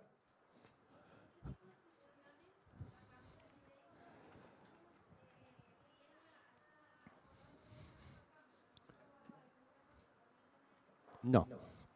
Deuda, todo es deuda, instrumentos de deuda. O sea, es decir, realmente las instituciones que lo proveen, microcrédito. Bueno, pues yo trabajo en una entidad que yo creo que es la entidad líder en este tema de microcrédito. De hecho, tenemos una ficha bancaria, se llama Microbank. Microbank La Caixa, pues se puede entrar en la web. ENISA, la Empresa Nacional de Innovación adscrita al Ministerio, digamos que CEDETI y Avalmadrid La instrumentación de esa operación es deuda. Por lo tanto, es una operación de deuda, una operación de préstamo, ¿no? Préstamo de Microbank, o préstamo de ENISA, o préstamo de la institución financiera con la que Avalmadrid tiene el préstamo. Es un préstamo, ¿no? Una deuda, es instrumento de deuda, ¿no? Por lo tanto, la obligación del emprendedor es pagar puntualmente los intereses y la amortización, ¿no? Digamos, en tiempo y forma, ¿no? ¿Okay? Bueno, con esto hemos pasado de media, podríamos decir, bueno, hemos pasado los 2 primeros años de vida, fenomenal, ¿no? Hemos pasado los 2 primeros años de vida de la empresa ha evolucionado positivamente, ojalá, ¿no? ¿Qué hemos hecho mientras tanto? Probablemente hemos terminado el prototipo, hemos terminado de validar el modelo de negocio, somos capaces de tener ingresos, revenues, ¿no? Probablemente nuestros EBITDAs, al cabo del segundo año a lo mejor es positivo o justito andará, ¿no? El EBIT, pues, dependerá también, pero probablemente será negativo. Pero bueno, siguiente paso, ¿no? Oye, parece que el modelo de negocio es bueno, parece que el negocio se consolida, parece que, ¿qué tendríamos que hacer ahora? Oye, terminar a lo mejor de consolidar el prototipo, a lo mejor tenemos que completar el equipo comercial, oye, nos haría falta un director comercial que impulsara más, el modelo de negocio ya está validado, nos hace falta más presión, nos hace falta más presión comercial, más gasolina, ¿no? La empresa está creciendo, necesitamos más, ¿no? Bueno. Cuando una empresa crece, ¿qué le pasa? Las empresas son también como las personas, ¿no? Cuando crecemos, ¿no? Yo ya no crezco, ¿no? Pero cuando crecíamos, pues la ropa se nos va quedando. La financiación es como la ropa, ¿no? Más vale que crezcamos, ¿no? Porque si no crecemos, mal asunto, ¿no? ¿Qué significa que una empresa crezca? Que una empresa vende, ¿no? Una empresa vende y crece. ¿Y qué nos dicen en la academia? ¿Qué veis en la academia? ¿Qué le pasa cuando una empresa crece? Cuando una empresa vende más y crece más, ¿qué le pasa? Que necesita más stocks, que tiene una partida mayor de clientes, que necesita circulante, ¿no? Digamos, ¿quién es el gran consumidor de la caja? ¿Veis en la academia? ¿Quién consume la caja? ¿Quién consume realmente recursos en una empresa? ¿El activo no corriente o el circulante? El corriente, ¿no? Pues, o sea, quienes consumen realmente, quienes se chupan la caja son los stocks, son los clientes, es la partida. O sea, los clientes tienen la mala costumbre de comprarnos pero no pagarnos, ¿no? O no pagarnos puntualmente, quiero decir, ¿no? O sea, por lo menos esperemos que nos paguen en su momento, pero luego no a tiempo, ¿no? Luego, por lo tanto, el crecer, que es vender más, significará que mi tamaño de activo va aumentando. Por arriba, sobre todo por el activo corriente, ¿no? Si es que no necesito encima más inversiones en el activo no corriente, pero bueno, por arriba el corriente se nos va a ir para arriba. Luego, por el lado del pasivo, alguien lo va a tener que financiar. ¿Y quién va a financiar? Hemos dicho que había 2 fuentes de financiación. La deuda, que ya la hemos conseguido antes, ¿no? Microcrédito, más ENISA, más Aval, más Cedetti, ¡pamba! Y los recursos propios. Para la siguiente fase del crecimiento, los 2 próximos años, para completar el prototipo, para contratar al director comercial, para chequear un mercado en Perú, yo qué sé, por decir algo, ¿no? Es decir, ¿quién nos va a proporcionar recursos para el crecimiento? La deuda. ¿Qué he dicho antes que tenía el problema de la deuda? La deuda es que estamos al 50%. ¿Cuál es el máxima deuda que nadie nos va a dejar? El 50% del total pasivo. Ya la tenemos agotada. Y nosotros, abajo, el recurso propio de los accionistas, ¿nosotros cómo estamos? A 2 velas. Bastante que hemos llegado hasta aquí, ¿no? Que hemos sobrevivido, ¿no? O sea, los accionistas hemos sobrevivido. A lo mejor nos hemos puesto un sueldecito, ¿no? Para ir tirando, patatín, patatán. Desde luego, para poner pasta para la siguiente fase del crecimiento, para la siguiente ropa que nos tenemos que comprar para los 2 próximos años, complicado, ¿no? No más deuda, 50%, nosotros no podemos poner pasta. ¿Qué hacemos entonces? Si no hay recursos ajenos de financiadores ni nosotros tenemos pasta, pues habrá que llamar a alguien, ¿no? Habrá que ir donde alguien, ¿no? Decirle, oye, tú quieres venirte con nosotros, ¿quieres poner algo de pasta? Habrá que enamorar a un tercero, ¿no? ¿Y estos quiénes son? Los business angels, ¿no? ¿Y son angels? Bueno, no, son devils, pero son demonios, pero, bueno, demonios son personas que, bueno, hay varios perfiles de business angels, inversores privados, ¿no? Son personas que legítimamente tienen su dinero. Hay un perfil que les ha costado mucho trabajar, que han llegado a ese y que por tanto quieren rentabilizarlo, ¿no? Luego, por tanto, es absolutamente normal, ¿no? Vamos a hablar básicamente de los business angels o los inversores financieros, ¿no? Podríamos encontrarnos con que hay 2 tipos de inversores, ¿no? Que no sé si esto es peor, ¿no? Porque a lo mejor, no voy a hablar del inversor a lo mejor industrial, que a lo mejor de repente, oye, mira estos chavalotes que llevan 2 años, fíjate, oye, qué idea de negocio tienen, qué producto, fíjate cómo les va en el mercado. Estos tíos nos vendrían fenomenal para nuestro portfolio de producto, ¿no? Entonces, a lo mejor hay un socio industrial que dice, no, a esto lo que hay que hacer es comprarles. No, estoy hablando del concepto fundamentalmente de inversor financiero que nos va a ayudar para los siguientes próximos 2 años, ¿no? Okay. Bueno, entonces vamos a llamar a alguien, a un tercero, ¿no? Entonces se nos plantean muchas interrogantes, ¿no? ¿Cómo lograré yo conectar con ese tercero? ¿Cómo lograré enamorarle? ¿Cómo le diré que lo mío vale mucho, ¿no? Porque va a ser difícil que decirle que lo mío vale mucho, ¿no? Hombre, después de 2 años hemos dicho que ya tendré ingresos, revenues, EBITDA negativos, ¿no? Es decir, ¿cómo le voy a decir que lo mío vale mucho y que por tanto meta dinero, pero que se lleve y que además lleve una pequeña porción de capital? Porque claro, si entra y se me lleva ya de entrada el 30, el 40, el 50%, para las siguientes fases, ¿qué va a pasar, no? Luego muchos interrogantes. ¿Cómo lo conoceré? ¿Cómo lo enamoraré? ¿Cuánto le diré que vale mi vaca? Cuando esté dentro, ¿cuál será mi relación con él? ¿Estaremos a tortas? ¿Será colaborativa? ¿No será colaborativa? Yo ya sé él para qué ha venido, es legítimo. Él ha venido para poner un dinero aquí, hoy C, y al cabo de 4 o 5 años multiplicar ese C por n veces, ¿no? O sea, C, nos dice la academia, C, que multiplica 1 más I elevado a 4 o 5, es n veces C, ¿no? Cada uno tiene sus expectativas de esas n's, ¿no? ¿Ok? Bueno, estos son estos personajes, ¿no? Digamos, los inversores privados, los business angels, ¿no? Que hay de diferente tipología, ¿no? Básicamente hay de 3. En el mundo, en Estados Unidos, digamos, la tipología de los business angels es básicamente de 3 tipos, ¿no? En España tenemos de 2 tipos, ¿no? Porque todavía no tenemos un camino, no tenemos una gran experiencia, ¿no? En este proceso, en este ecosistema, ¿no? No tenemos un camino recorrido, por lo tanto son de 2 tipos, ¿no? Bueno, vamos a hablar un poco ya, por tanto, algunas ideas respecto a estos que tienen que entrar en el capital, que tienen que entrar en el equity normalmente, que tienen que entrar a reforzar los recursos propios para poder seguir creciendo, ¿no? Para nuestros próximos 2 años tenemos que crecer. Muy bien. Bueno, algunas ideas un poco de estos, ¿no? Ventajas e inconvenientes, ¿no? De esto, ¿no? De ventajas e inconvenientes de esto, ¿no? Bueno, ¿cuál es la principal ventaja que tiene introducir a un business angel, a un inversor privado? Bueno, pues la primera y más importante es que nos da dinero, ¿no? Que aporta capital, que cuidado, que no es poco, ¿eh? Porque estamos desesperaditos, ¿eh? O sea, más vale estar desesperadito así. Nos ha ido bien el modelo de negocio, nos ha ido bien el prototipo, estamos vendiendo, pero estamos muy apuraditos, ¿no? Necesitamos pasta, ¿no? Necesitamos dinero, ¿no? Luego, bueno, hay alguien que nos lo va a poner, supuestamente, ¿no? Aporta capital. Segundo, ojalá, esto no es fácil, pero a verlo, haylo, ojalá aporte capital inteligente, ¿no? Como dicen los americanos, smart money, ¿no? Uno de los prototipos típicos de perfiles de un business angel, un inversor privado, es alguien que ha sido un profesional de esa industria. Lo normal es que los inversores privados o los business angel inviertan solo en negocios que conocen, lo cual tiene una lógica tremenda, ¿no? Porque invertir en cosas que desconozco, ¿no? Pues puede ser complicado, ¿no? Un típico perfil de business angel, pues es el, yo qué sé, ¿no? Por hacer un ejemplo así un poco simpático de andar por casa, pues seguimos con lo de Telefónica, ¿no? El exdirectivo de Telefónica, que lo han prejubilado con 53, 54 años, ¿no? Sabéis un poco en este país, pues bueno, en algunas industrias se produce ese tipo de temas, ¿no? Y este es un hombre que a lo mejor incluso tiene unos niveles de recursos determinados, ¿no? Y con esos recursos, además de comprarse un apartamento en Marbella y comprarse no sé qué acciones en la bolsa y demás, pues oye, pues con un 5% de esto, oye, a mí me gustaría enredar un poco en esto, ¿no? Me gustaría estar un poco, ¿no? en ese centro de gestión, ¿no? A ver si en España va a aparecer aquí un Google y nosotros aquí sin enterarnos de nuevo, ¿no? Entonces, puede haber un perfil de inversor, como digo, en el que un pequeño porcentaje de su patrimonio, de su capital, lo dedique a un proyecto, primero, que conoce, nadie invierte en general. Digo directamente, otra cosa es que estos son muy gregarios, puede invertir en coinversión.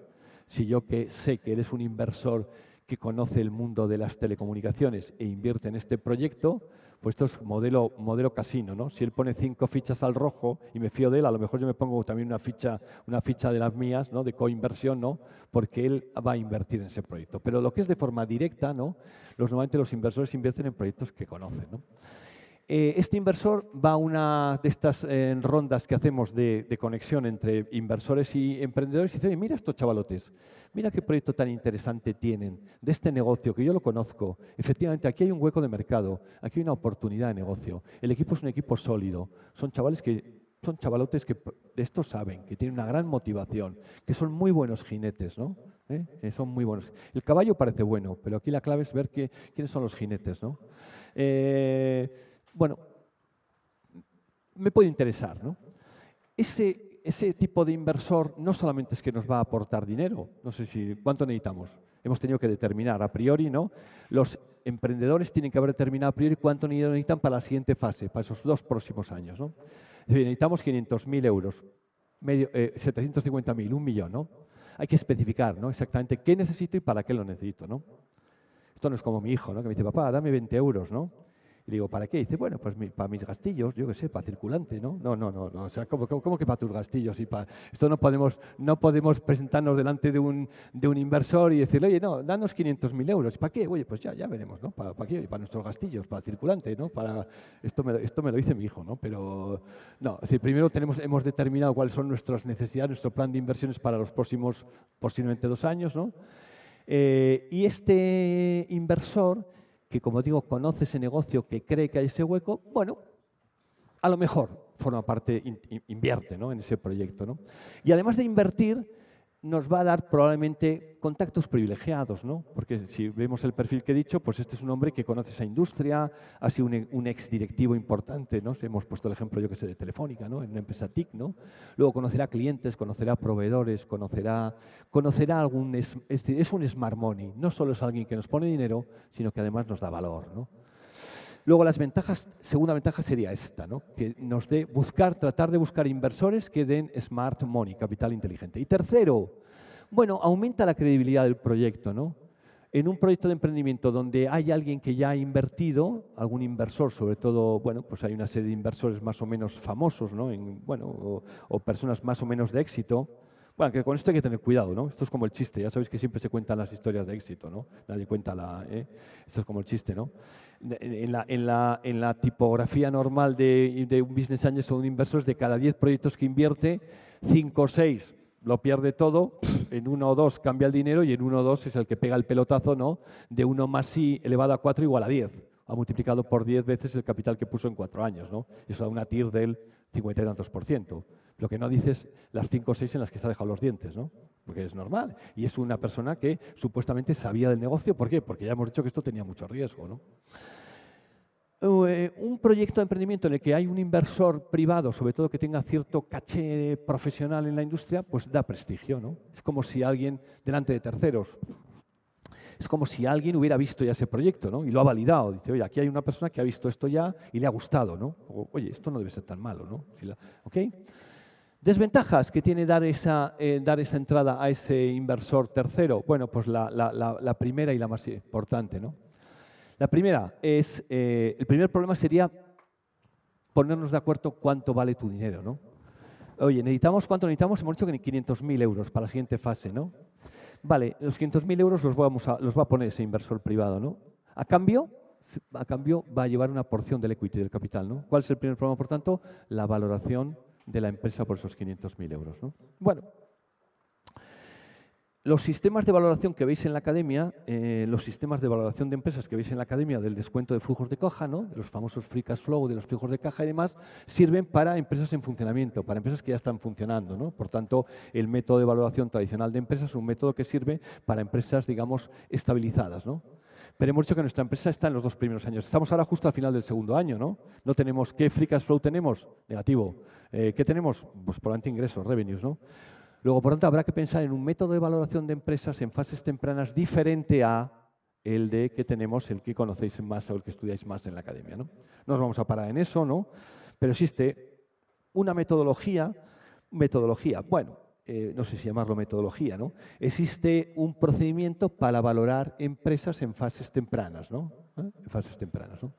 De forma que asignemos los famosos valores pre-money, valores post-money, valores, digamos, antes de la entrada del inversor y valor después del inversor, ¿no? De la entrada del inversor, ¿no? Una metodología, entre comillas, ¿no?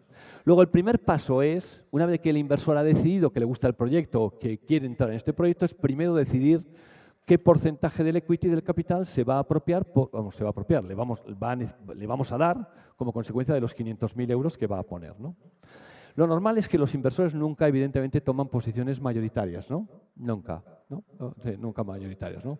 Digamos, posiciones del 20%, 30%. Además, tampoco la gestión, ¿no? Una cosa es que el inversor privado, bueno, pues sea esta persona que nos ayude, que tiene mucha experiencia, que nos va a presentar clientes o proveedores, pero no es alguien que va a estar en el día a día. No, no, no. La gestión y el día a día es vuestra. Esto es de los emprendedores, ¿eh? O sea, la gestión del día a día es vuestra. Luego, por tanto, normalmente entra en participaciones, pues normalmente nunca superiores al 30%, ¿no? Pero, sin embargo, entrando en esas participaciones del 20 o 30, ya nos hemos puesto de acuerdo. Oye, por tus 500.000 euros significa que te vamos a dar el 20% de la compañía. Cuidado. Si a alguien le damos el 20%, quiere decir que ya solo nos queda el 80%, lógicamente, ¿no? ¿El 80% para qué? Para la siguiente, porque habrá más rondas, ¿no? Porque cuando hemos hecho, una de las cosas que no sé si he dicho, es que el objetivo básico de un inversor financiero, desde el primer día que entra, es salir, ¿no? Está pensando en salir, ¿no? Y, por tanto, ¿cuándo obtiene su plusvalía? En la salida, ¿no? Él no está esperando cobrar un dividendo, un cupón, unos intereses, en general, ¿no? En general, sino que, digamos, su gran realizador será cuando dentro de 4 o 5 años multiplique por tantas veces el capital que puso. Esa es, digamos, su forma de pensamiento, ¿no? Por tanto, en el momento en que está firmando el comienzo, está pensando en la salida, ¿no? Porque hemos hecho más rondas, ¿no? Luego, si a alguien le hemos dado el 20%, quiere decir que nosotros nos queda el 80%, ¿no? Bien. Bueno. Esta persona que entra con el 20, hombre, entra alguien que es un extraño, ¿no? Entre comillas, ¿no? Es un extraño, sí, ¿no? Pues nos puede parecer, hay todos esos procesos, digamos, de químicas, como todo en la vida, ¿no? Hay química, el inversor con los emprendedores con el inversor, pero en definitiva ha entrado alguien a la sociedad que tiene un 20, un 30%, ¿no? Bueno, el segundo inconveniente que tiene dar entrada a alguien es, oye, ¿qué nivel de injerencia, qué nivel de cláusulas, qué nivel de pacto de socios, ¿no? Que decimos técnicamente, ¿no? Va a querer introducir esta persona, ¿no? Para formar parte de la gestión de la sociedad, ¿no? De alguna manera, ¿no? A partir de ahora no os podréis subir los sueldos sin mi consentimiento. A partir de ahora no se podrá contratar a nadie sin mi consentimiento. A partir de ahora, si os viene una oferta a vosotros de compra porque aparece un socio por ahí industrial y dice, oye, mira qué chavalotes más majos, oye, vamos a hacerles una oferta a estos interesante, ¿no? De comprarles la empresa porque puede formar parte de nuestro grupo industrial, de nuestro grupo y tal, ¿no? Si alguien tercero os hace una oferta a vosotros, aunque yo solo tenga el 30%, primero venderé yo y luego venderéis vosotros.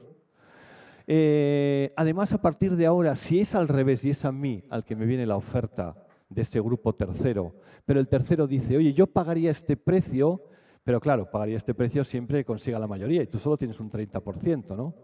Yo meteré una cláusula que le diga, sí, sí, no te preocupes, que aunque tenga el 30%, los demás socios están obligados a vender hasta el porcentaje que tú digas que quieres tener.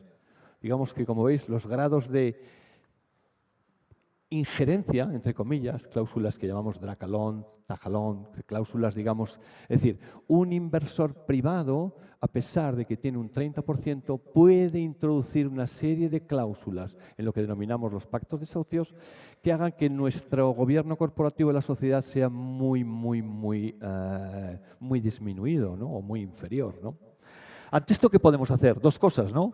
Una, decirles, no, oye, nosotros no vamos a admitir estas cláusulas, ¿no? Este pacto de socios, ¿no? Bueno, entonces el otro dirá, pues yo no pongo el dinero, ¿no? ¿Y a nosotros qué nos pasa? Estamos muy apretadillos, ¿no? Estamos muy apretadillos, tenemos que pasar a la siguiente fase, luego se inician unos procesos ahí de negociación, ¿no? Entre qué cláusulas del pacto de socios metemos, todo esto que pone aquí, dracalón, tajalón, otras cláusulas que no voy a entrar, cláusulas que tienen que ver con los ámbitos mercantiles, ámbitos financieros, ámbitos de procedimiento. Lo que quiero decir con esto es que cuidado, porque entra alguien a nuestra casa, lo que antes nosotros hacíamos y deshacíamos con un instrumento de deuda, Ahora ya no vamos a hacer y deshacer cuando tenemos a este tercero, ¿no? Esto hay que verlo con mucho cuidado, hay que ver la cláusula una a una, hay que ver la negociación, hay que ver nuestras capacidades de negociación que tenemos, ¿no? A veces tenemos las que tenemos, ¿no? Pues tenemos las que tenemos, ¿no? Bueno, es un aspecto negativo, ¿no? El inversor privado obtiene su plusvalía en el momento que sale o vende su participación en la sociedad. Ya os lo he comentado, ¿no? Sus cálculos, él hace sus cálculos de esto. Yo puse hoy un capital C que multiplicado por 1 más I elevado a un tiempo T tiene que ser N veces C. Entonces ahí tenemos dos variables, ¿no? El tiempo T arriba en el que saldré y el N veces C con el que yo quiero salir. Y a partir de ahí, jugando entre eso, y la TIR que quiero obtener a mi inversión, ¿no? Porque pues, evidentemente tengo otro tipo de alternativas, ¿no? Eso es lo que le está compensando, ¿no? Lo normal es que un inversor no esté en una empresa razonablemente. Otro tema es el momento que hemos vivido, que estamos viviendo, donde, pues claro, un inversor para salir, para que salga uno, para la siguiente fase, 2 primeros años deuda, 2 primeros años con el primer inversor, siguiente tema, los 2 siguientes años, para que alguien salga, alguien tiene que entrar, ¿no? Porque es decir, para que este venda, tendremos que tener a alguien que, tiene que haber alguien potencialmente interesado, ¿no? ¿Y por qué iba a estar alguien potencialmente interesado por nuestro proyecto? Porque nuestro proyecto va bien, es exitoso, tiene una evolución adecuada en el mercado, ¿no? Entonces, en ese momento ese inversor saldrá, venderá en N veces el capital que puso y vendrá otro que poniendo ese dinero lo tiene que hacer, ¿no? Le dará más gasolina a ese negocio y con esa gasolina ese negocio volverá a crecer, volverá a vender más, volverá a ser más exitoso, ¿no? Luego, por tanto, lo que está pensando un inversor privado siempre es cuando entras en salir, ¿no? ¿Cada cuánto? Pues tornos de 4 o 5 años y demás, ¿no? ¿Quiénes van entrando? Pues van entrando gente de un calibre superior a mis necesidades, ¿no? 2 años, otros 2 años, otros 2 años. Lógicamente, si la empresa lleva mucho tiempo y es muy exitosa, a lo mejor tiene que entrar ya gente con una pegada, con un calibre mucho mayor, ¿no? Instrumentos ya de venture capital, no de inversores privados particulares de business angels, sino de sociedades, digamos, ya que invierten fondos de terceros, ¿no? Que fundamentalmente es lo mismo en cuanto a funcionamiento, filosofía, sistema de pensamiento. Lo que pasa es que invierten fondos de terceros, ¿no? Y además el calibre de la pegada de estos ya es mucho mayor. Estamos hablando de una empresa que ya está, a lo mejor, imaginemos en el año 8 o en el año 10, ¿no? Donde probablemente la evolución que ha tenido aquí, ojalá, la evolución que ha ido necesitando es una evolución de gran pegada, ¿no? Por tanto, necesitamos mucho más calibre de financiación, ¿no? Pero el funcionamiento es lo mismo. La evaluación de la empresa es crítica, no valen los métodos convencionales, ya he hablado, no vamos a hablar de esto, las valoración de empresas en fases tempranas, de temas pre-money. Emprendedor e inversor tienen que sentir que ambos han hecho un buen negocio, ¿no? Esto a veces vemos un poco en la vida real, no pueden jugar, ¿no?, a engañarse o a sentirse engañados, ¿no? ¿Y cómo se siente uno engañado? Pues depende en qué gorra, ¿no? Si el inversor, por el dinero que ha puesto, cree que la participación en el capital es muy baja, pues probablemente se va a sentir, bueno, pues no muy bien. Porque hay un momento, en esto que os he hablado antes de la valoración de empresas en fases tempranas, hay un momento que es de acuerdo, ¿no? El famoso tema, el dilema entre valoración y precio, ¿no? Aquí no es un tema evidentemente absolutamente analítico, ¿no? Llega un momento de acuerdo, ¿no? Y en ese acuerdo, pues tiene que haber ese concepto de que nos sintamos todos bien, ¿no? Porque si el inversor piensa que por el dinero que ha puesto le han dado una participación muy pequeña, o al revés, el emprendedor piensa que por el dinero que ha metido le hemos dado una participación gordísima, pues ahí se producen unos mismatching y unas disfuncionalidades. Tienen que sentirse, porque el partido va a ser muy largo, ¿no? Va a haber más fases del partido, ¿no? Emprendedor e inversor tienen que sentir que ambos han hecho un buen negocio, ¿no? Bueno, el perfil del inversor es, esto formaría parte ahora de perfil, es un poco, ¿no?, de una inversor, pero esto lo voy a pasar ya muy rápido porque veo que nos estamos pasando de tiempo, de cómo es un poco...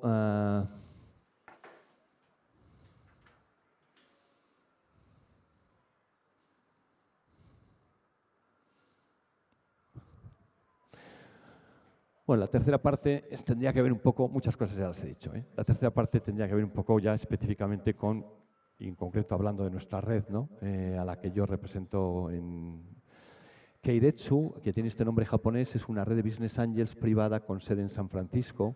De hecho, es la red de inversores privada más grande del mundo por miembros, ¿no? Funciona mediante un sistema de franquicias o de chapters, ¿no? Hay una serie de chapters o franquicias, ¿no? En Europa hay una en París, Londres, Estambul, Shanghái. En España ahora hay 3 capítulos, ¿no? Un capítulo en Madrid, en Barcelona, que es por el que empezó, Madrid, y se acaba de abrir un capítulo en San Sebastián, un poco para la zona norte, ¿no? El director del capítulo de Barcelona, Miquel Costa, es nuestro presidente, es mi presidente, ¿no? Y yo soy el director del capítulo de Madrid, soy el vicepresidente en España, ¿no? Bueno, ahora esto nos daría un poco para hablar un poco de algo más específico de las redes, de Business Angels, un poco, bueno, que más o menos yo creo que cosas que hemos hablado, ¿no? Del proceso de financiación de una empresa, ¿no? Desde la idea de negocio, los 3 Fs de ese 50%. Bueno, antes en este país, cuando éramos un poco más ricos, había subvenciones del sector público. Hoy en día esto probablemente habría que tacharlo, ¿no? Digamos, subvenciones a fondo perdido, ¿no? Pues se habla ahí de subvenciones. Yo creo que esto no es muy realista. Los instrumentos de deuda que hemos hablado, de NISA, CEDETI, los instrumentos del equity, aquí ya podría haber probablemente financiación bancaria, ¿no? Si es que la empresa ya tiene una planificación financiera adecuada. Y luego, pues siguientes, digamos, más calibre, ¿no? Venture Capital, que es lo mismo que los business. Estos son personas físicas, no son personas físicas, estos invierten dinero de terceros. El esquema de pensamiento es idéntico, como os digo, prácticamente va de calibre, esto va de calibre, y que estos son personas físicas, estos son personas jurídicas. Luego, si esto va para adelante, pues a lo mejor la empresa puede acudir al MARF, si va para adelante puede acudir al MAP, si va para adelante, bueno, digamos, en el proceso de crecimiento de ese tema, ¿no? Bueno, creo que esto más o menos quiénes son hemos hablado un poco de quiénes son los Business Angels, los orígenes. En España estamos en procesos muy de... En España hay 22 redes, ¿no? Estas son gente bastante... los Business Angels son gente relativamente discreta, ¿no? Relativamente esquiva, ¿no? Nadie va por ahí diciendo yo soy un Business Angel, ¿no? O sea, ni sale en Telecinco o con Belén Esteban ni cosas de estas, no. Son gente muy discreta, muy discreta, ¿no? Pero ahora sí, se agrupan en redes, ¿no? Redes son, digamos, organizaciones en las que, bueno, como os decía antes, son muy gregarios, ¿no? Un Business Angel normalmente invierte en ámbitos que conoce.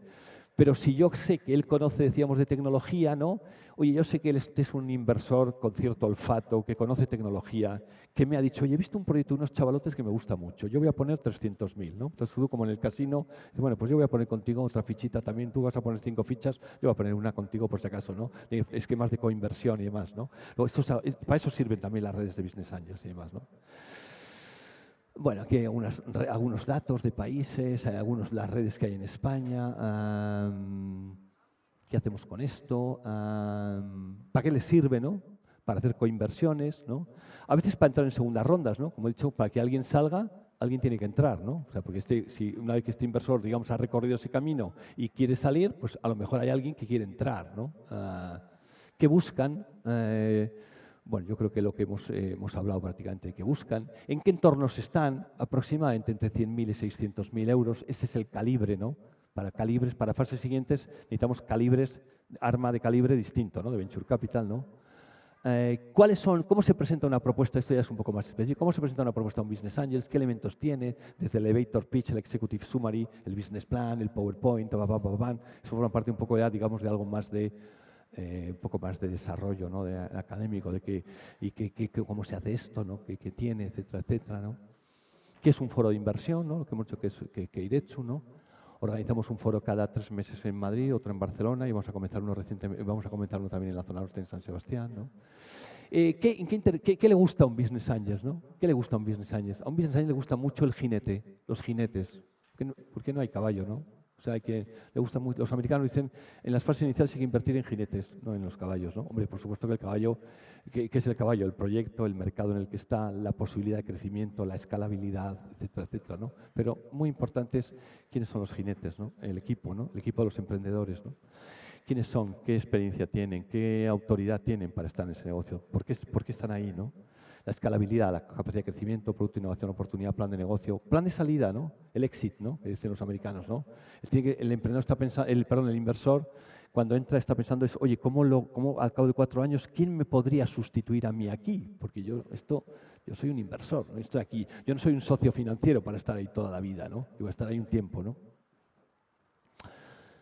bueno, hay una shortlist, de alguna manera, un poco de los análisis, ¿no? De los que hace de un business plan, ¿no? Bueno, esto yo creo que lo estudiáis más en la academia, ¿no? De cómo elaborar un business plan, de qué destacar, de qué es lo que se fija un inversor. Hay una especie de, entre comillas, de scoring, ¿no? De valoración de lo que decía antes, ¿no? De los ítems de los de antes, ¿no? Un poco de qué es lo que hablábamos. Es lo mismo, un método de valoración de startups, ¿no? Por parte de los inversores, ¿no? Son temas ya un poco más técnicos, ¿no? De valoración. ¿Qué diferencias hay entre un business angel y un venture capital, ¿no? En cuanto al modelo de pensamiento es el mismo, como digo, fundamentalmente es el calibre, ¿no? Un business angel puede estar en tornos hasta 600.000 euros. Un venture capital, digamos, invierte en tornos a partir de 2 millones de euros, ¿no? ¿Para qué? Para esas fases ya siguientes de crecimiento, acompañando ese crecimiento. Además, bueno, dice, las ganas de participar en la gestión, business angel, muchas también, muchas y con interrogante, ¿no? Venture capital, luego nada, ¿no? La visibilidad de la oferta en los business angels, muchos que son muy discretos, muy low profile, escasa, ¿no? Probablemente la de los venture capital, bueno, esto es uno de los... Porque un venture capital, ¿qué es? Un venture capital decimos que es un vehículo, un instrumento que invierte fondos de terceros. ¿Y de cómo se ganan la vida estos? Pues gestionando esos fondos de esos terceros, por tanto tienen que decir que ellos son exitosos y que han hecho inversiones exitosas y comunicarlo a la prensa. Compré aquí con este capital y he salido aquí 4 o 5 años con 6 veces el capital. Luego tú eres una gestora que lo sabes hacer bien, sabes invertir bien en proyecto, papá, nada que ver con lo que es un business angel, ¿no? Venture capital, ¿no? Los focos, bueno, ¿en qué invierten, no? Esto cada vez no es del todo... hay matices, ¿no? Se dice que un business angel invierte más en su región, ¿no? En entornos que es capaz de controlar, ¿no? Digamos, ¿no? De tener un cierto control geográfico, de foco, ¿no? Desde luego los venture capital no. Los primeros motivos para invertir, los volúmenes, una al año, ¿no? Fijaros, un business angel hace una operación de media de una al año, ¿no? O más, ¿no? Okay. Agilidad en la decisión, rápidos, lentos. Bueno, aquí hay mucha química, rápido, pero siempre que luego por el proceso de due diligence, ¿no? Se dispara un proceso, ¿no?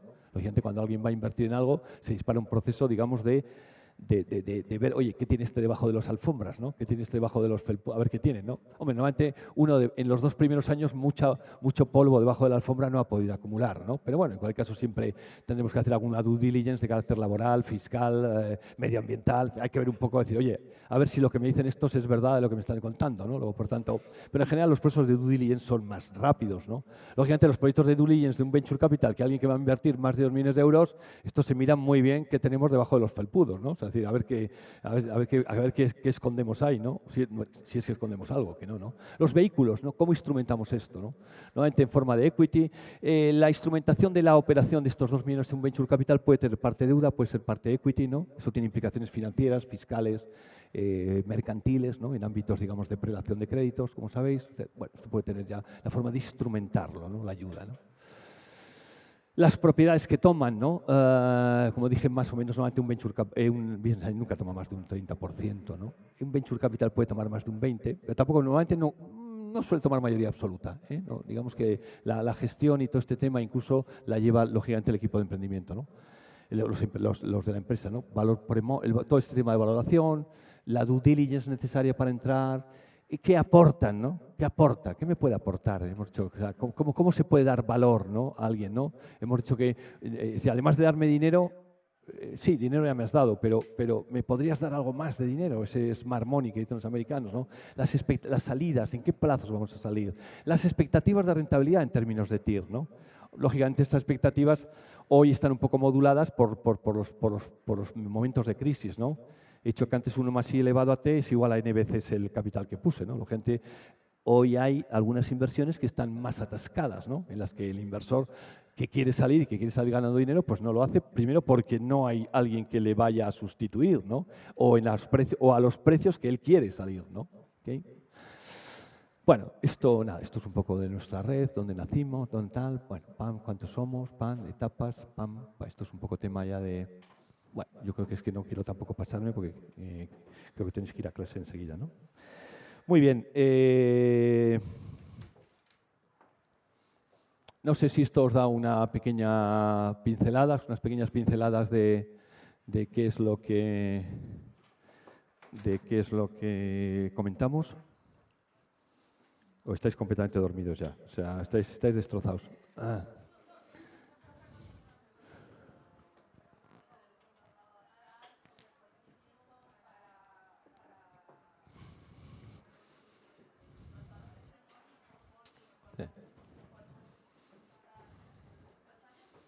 Ujú. Sí, es que no lo he contado, o sea, porque eso forma parte, lógicamente, vamos a...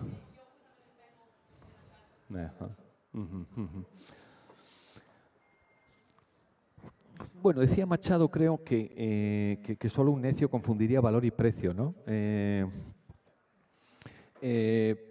Precio, ¿qué es el precio? El precio es la contraprestación económica que da alguien, ¿no? ¿Quiénes fijan los precios? Los mercados, eso es lo más transparente que hay, ¿no?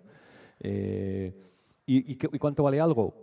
El valor el valor puede tener tantos matices, ¿no? Valores sentimentales, valores, yo qué sé, ¿no? De todo tipo, ¿no? Luego la diferencia entre valor y precio no sabemos lo que es, cuál es, ¿no? Okay. Pero hay una cosa, que inversor y emprendedor tienen que ponerse de acuerdo sobre algo, ¿no? Tienen que ponerse de acuerdo sobre que alguien que yo necesito 500.000 euros, el inversor está dispuesto a dármelos y a cambio de esos 500.000 euros yo le tengo que dar un porcentaje en el equity, ¿no? ¿Okay? O por lo tanto tenemos que ponernos de acuerdo, ¿no?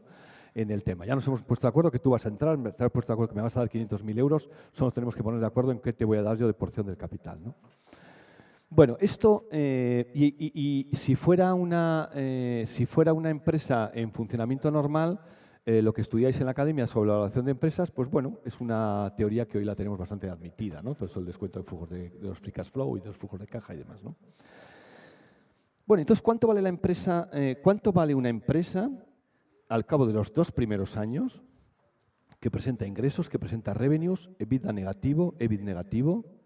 Y tenemos que llegar a ponernos de acuerdo de cuánto valen los fondos propios de esa empresa, ¿no? Porque lo que está muy fácil es que es el valor post-money, ¿no?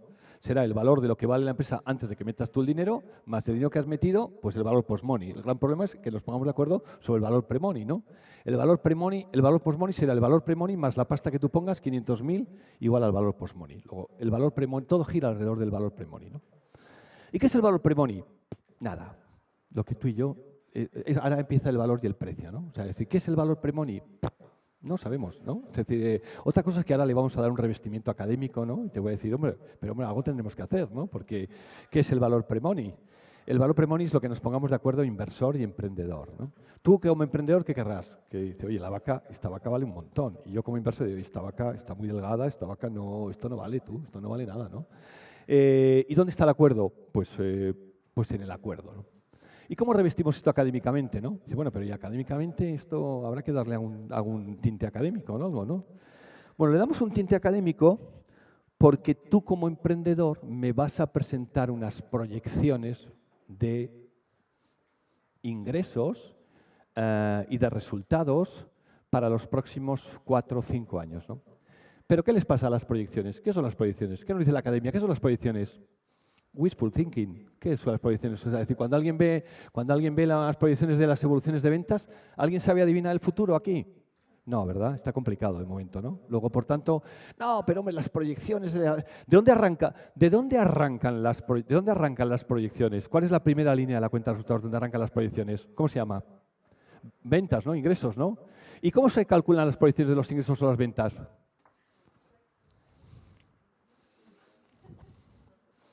Así, ¿no? No, pero oye, pero el mercado, la cuota de mercado que nos vamos a apoderar, fíjate el nivel de competencia. Wishful thinking, wishful thinking. Otra cosa es que, bueno, hombre, no le vamos a decir al inversor, mira, mi empresa, antes de que tú entres, vale $1.000.000. Y el tío te dirá, bueno, ¿y de dónde has sacado esto? Mira, me lo he sacado de la manga, eso quedaría muy feo, ¿no? Entonces agarramos y le contamos, mira, hemos hecho con esta situación de mercado, lo que hemos hecho hasta el pasado, hemos proyectado todas las ventas, la evolución de los márgenes. La evolución de los márgenes. ¿Tú vas a gestionar y dominar la evolución de los márgenes? Wishful thinking again. Bueno, sí, la evolución de la proyección de las ventas, la proyección de los márgenes, la proyección de los costes, todo contable al final para llegar a un free cash flow, descontar ese free cash flow y volver a utilizar una metodología convencional sobre una proyección, digamos, de evolución, ¿no? Entonces, al final, volver a descontar esto, ¿cuál es la pelea? De que el inversor te crea, de que esas proyecciones de ingresos y de márgenes y más son las que son. ¿Y dónde está el límite? En un acuerdo final, en que lleguemos a un precio, ¿no? La diferencia entre el valor y precio, ¿no? La que decía antes, ¿no? Luego, no hay ninguna solución, ¿no? ¿Qué es lo que suelen hacer los inversores al final, por ejemplo, ¿no? ¿Cuál es el segundo elemento? en las valoraciones de empresas, ¿no? Cuando descontamos los free cash flow, el primer elemento de incertidumbre es el free cash flow que surge ¿de dónde? De las proyecciones de ventas, ¿no? Y el segundo elemento de incertidumbre, ¿cuál es en el denominador? La tasa de descuento a la que estamos descontando esos free cash flow, ¿no? La tasa de descuento, ¿no?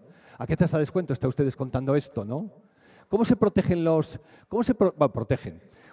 Cuando tú me cuentas el wishful thinking de las proyecciones de ventas, ¡buah! No sé qué decirte, chico, porque me hablas de mercados, cuotas de mercados, previsiones, el informe de Deloitte, mira cómo crecer este mercado. Nosotros solo, como dicen los emprendedores, y hemos sido muy prudentes en la cifra de ventas que hemos puesto, ¿no? Esta frase, y hemos sido muy prudentes, porque además uno siempre habla en términos de la cuota de mercado. Fíjate, de este mercado solo me voy a apropiar del 0,001 de la cuota de mercado. Pero ¿cómo te vas a apropiar de eso? Ni aunque, o sea, que contra más es, ¿cuál es el gran? Bueno, es que no tenemos otra cosa mejor, ¿no? Solo faltaba que la academia hubiera procedimentado un sistema por el cual los niveles previsionales de ventas fueran de la certeza. Entonces el mundo sería Hollywood, ¿no? Entonces el mundo sería, no habría ningún, si las previsiones de ventas coincidan con la realidad, pues el mundo sería Hollywood, ¿no? Luego, conclusión. Tratamos de llevar un valor pre-money derivado de una proyección que realizan los emprendedores de acuerdo con las previsiones que el inversor se creerá o no se creerá. En definitiva, siempre habrá un approach final que forma parte de esa negociación final, de ese precio final, ¿no? Los inversores a veces cuando dicen, bueno, este me la está colando por arriba, me la está colando en las ventas, ¿no? Porque, o sea, bueno, aparentemente dice, bueno, me la está colando en los ingresos, ¿no? Entonces, ¿qué hacen los inversores? Aplicas unas tasas de descuento de los free cash flow altísimas, ¿no? ¿A qué tasa de descuento soléis descontar vosotros? ¿A qué tasa de descuento descontamos un free cash flow de una empresa en funcionamiento hoy en día, ¿no? Para valorarla. ¿Qué dice la academia? Todas esas cosas, la tasa libre de riesgo más la prima de riesgo, patatín, patatán, ¿no? O sea, que hoy estaríamos hablando, la tasa libre de riesgo en España es la deuda pública a 3 años, 3%, más una prima media de riesgo de un 6-7%. O sea, hoy de un descuento típico de una tasa de descuento estaría en torno de un 10%, un 11%, podría ser razonable, ¿no? Van los inversores y te aplican una tasa de descuento del 50%. Luego dices, sí, a lo mejor me la has colado por arriba, pero vamos a ver de resistente que es el proyecto, porque ya te voy a descontar esto. Contra más alta es la tasa de descuento, evidentemente el valor de la empresa es menor, ¿no? Luego, por tanto, pero no he podido responder a tu pregunta. O sea, al final es la que nos pongamos de acuerdo. O sea, si al final, porque es que no hay respuesta, no hay contestación a tu pregunta.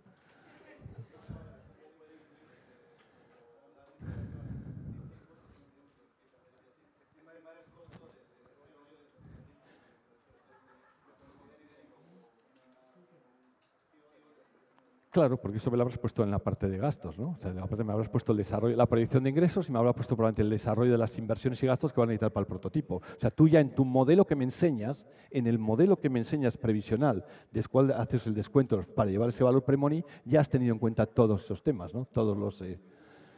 eso es, claro, todo. Pero que al final será un acuerdo de ese valor pre-money, será un convenio, un acuerdo en el que lleguemos entre emprendedores e inversor, ¿no?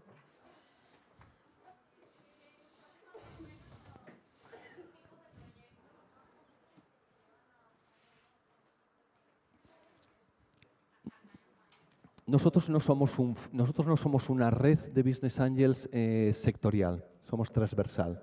Hay algunas redes de Business Angels solo sectoriales, solo Internet, solo TIC, solo biotecnología, solo... Nosotros somos una red, salvo inmobiliario y financiero, en principio vemos cualquier tipo de proyecto. Hay algunas redes de Business Angels con un foco muy verticalizado. Nosotros solo vemos, incluso hay Business Angels, yo conozco, en fin, me estoy acordando de uno, que solo invierte en proyectos Internet. Yo solo quiero ver proyectos Internet, o proyectos TIC, o otros, yo solo quiero ver proyectos de biotecnología, o yo solo quiero ver proyectos de medio ambiente, o yo solo quiero ver proyectos. En principio nosotros somos una red, salvo, como te digo, proyectos inmobiliarios y proyectos financieros, en principio somos transversales.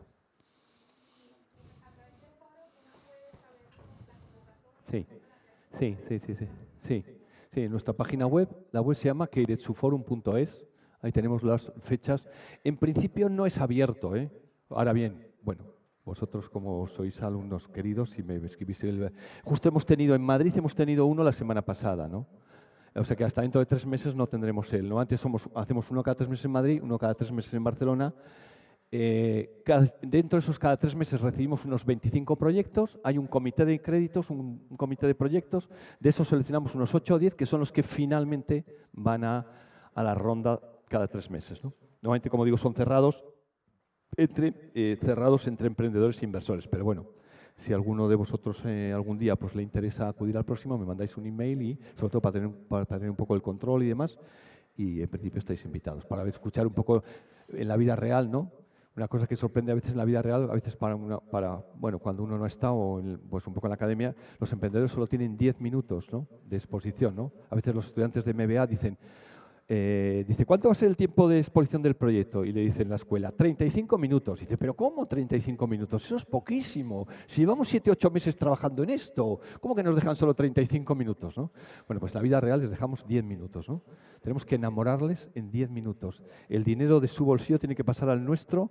Es más, a veces las cosas dicen que si no han funcionado en el primer minuto, no van a funcionar. O sea, solo tenemos 10 minutos. No tenemos 35 o 30 minutos como tenemos en los proyectos de MBA.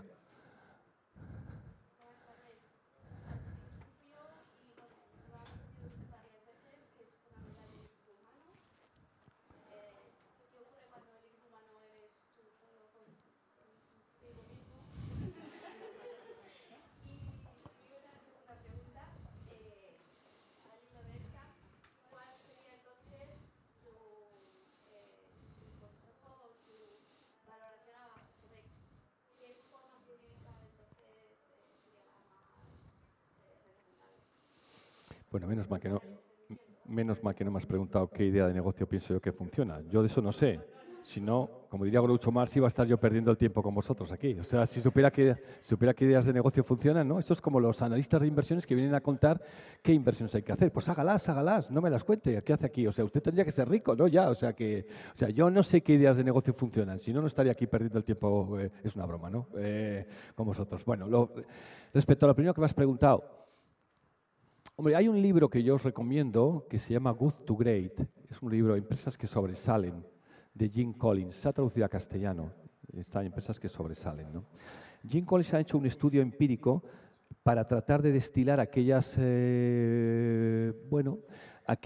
diríamos, parámetros que caracterizan a los emprendedores de éxito. Lo que han cogido es, digamos, empresas emprendedoras de éxito en el mundo que más han crecido, que mejor nivel de rentabilidad tienen, que mejor performance tienen, incluso algunas han salido a bolsa y demás, ¿no? Para tratar de establecer un poco, decir, oye, podemos destilar algunos elementos como si fueran de la tabla periódica y combinando aquí silicio, estaño y demás, podríamos combinar este tema, ¿no?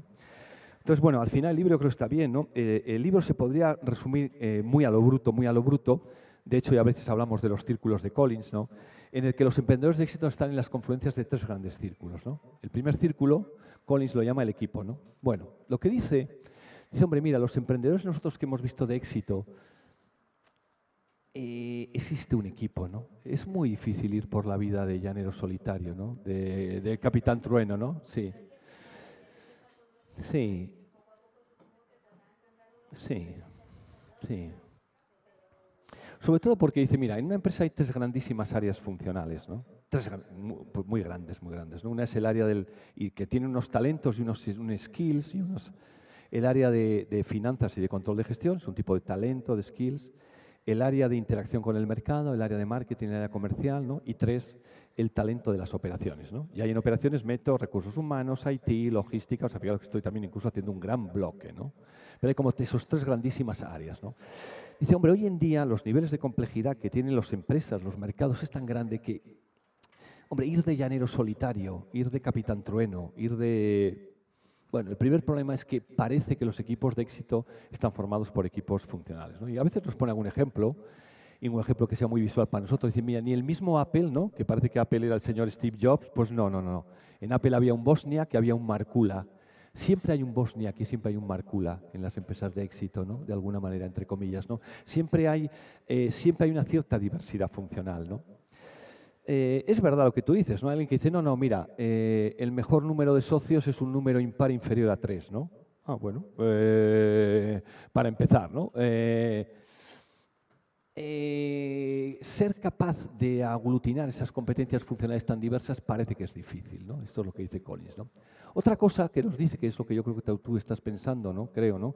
Segundo elemento que nos dice ese primer círculo es, hombre, debieras de juntarte con personas que tienen un cierto sentido sobre la vida semejante. Esto es más complicado, ¿no? Porque, hombre, de alguna manera entender que tú debes aglutinar conocimiento funcional diverso. A ver, ¿yo de qué no sé?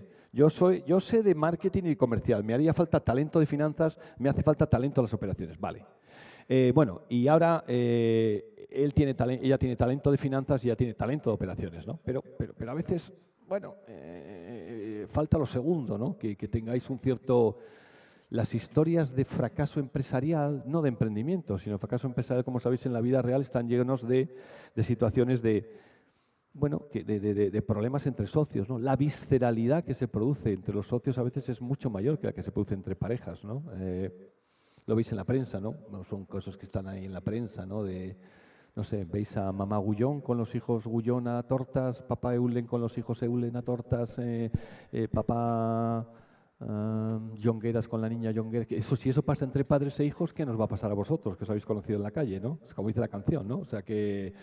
Es decir, es verdad lo que dices, ¿no? Es decir, oye, ahora, que parece que es necesario tener una cierta diversidad funcional, sí. El gran problema a veces es probablemente quiénes serán mis compañeros de viaje, ¿no? Esto no sabemos cómo... probablemente los expertos dicen esto, ¿no? Es decir, hoy en día yo creo que lo más importante es ver quién es tu compañero de viaje, ¿no? Es más fácil... Ya está, ¿no? Es verdad que tenéis que ir a clase. Aquí, profesor, pero bueno. Sí, tenéis que ir a clase ya. Bueno, muchísimas gracias. Os pido un aplauso, por supuesto.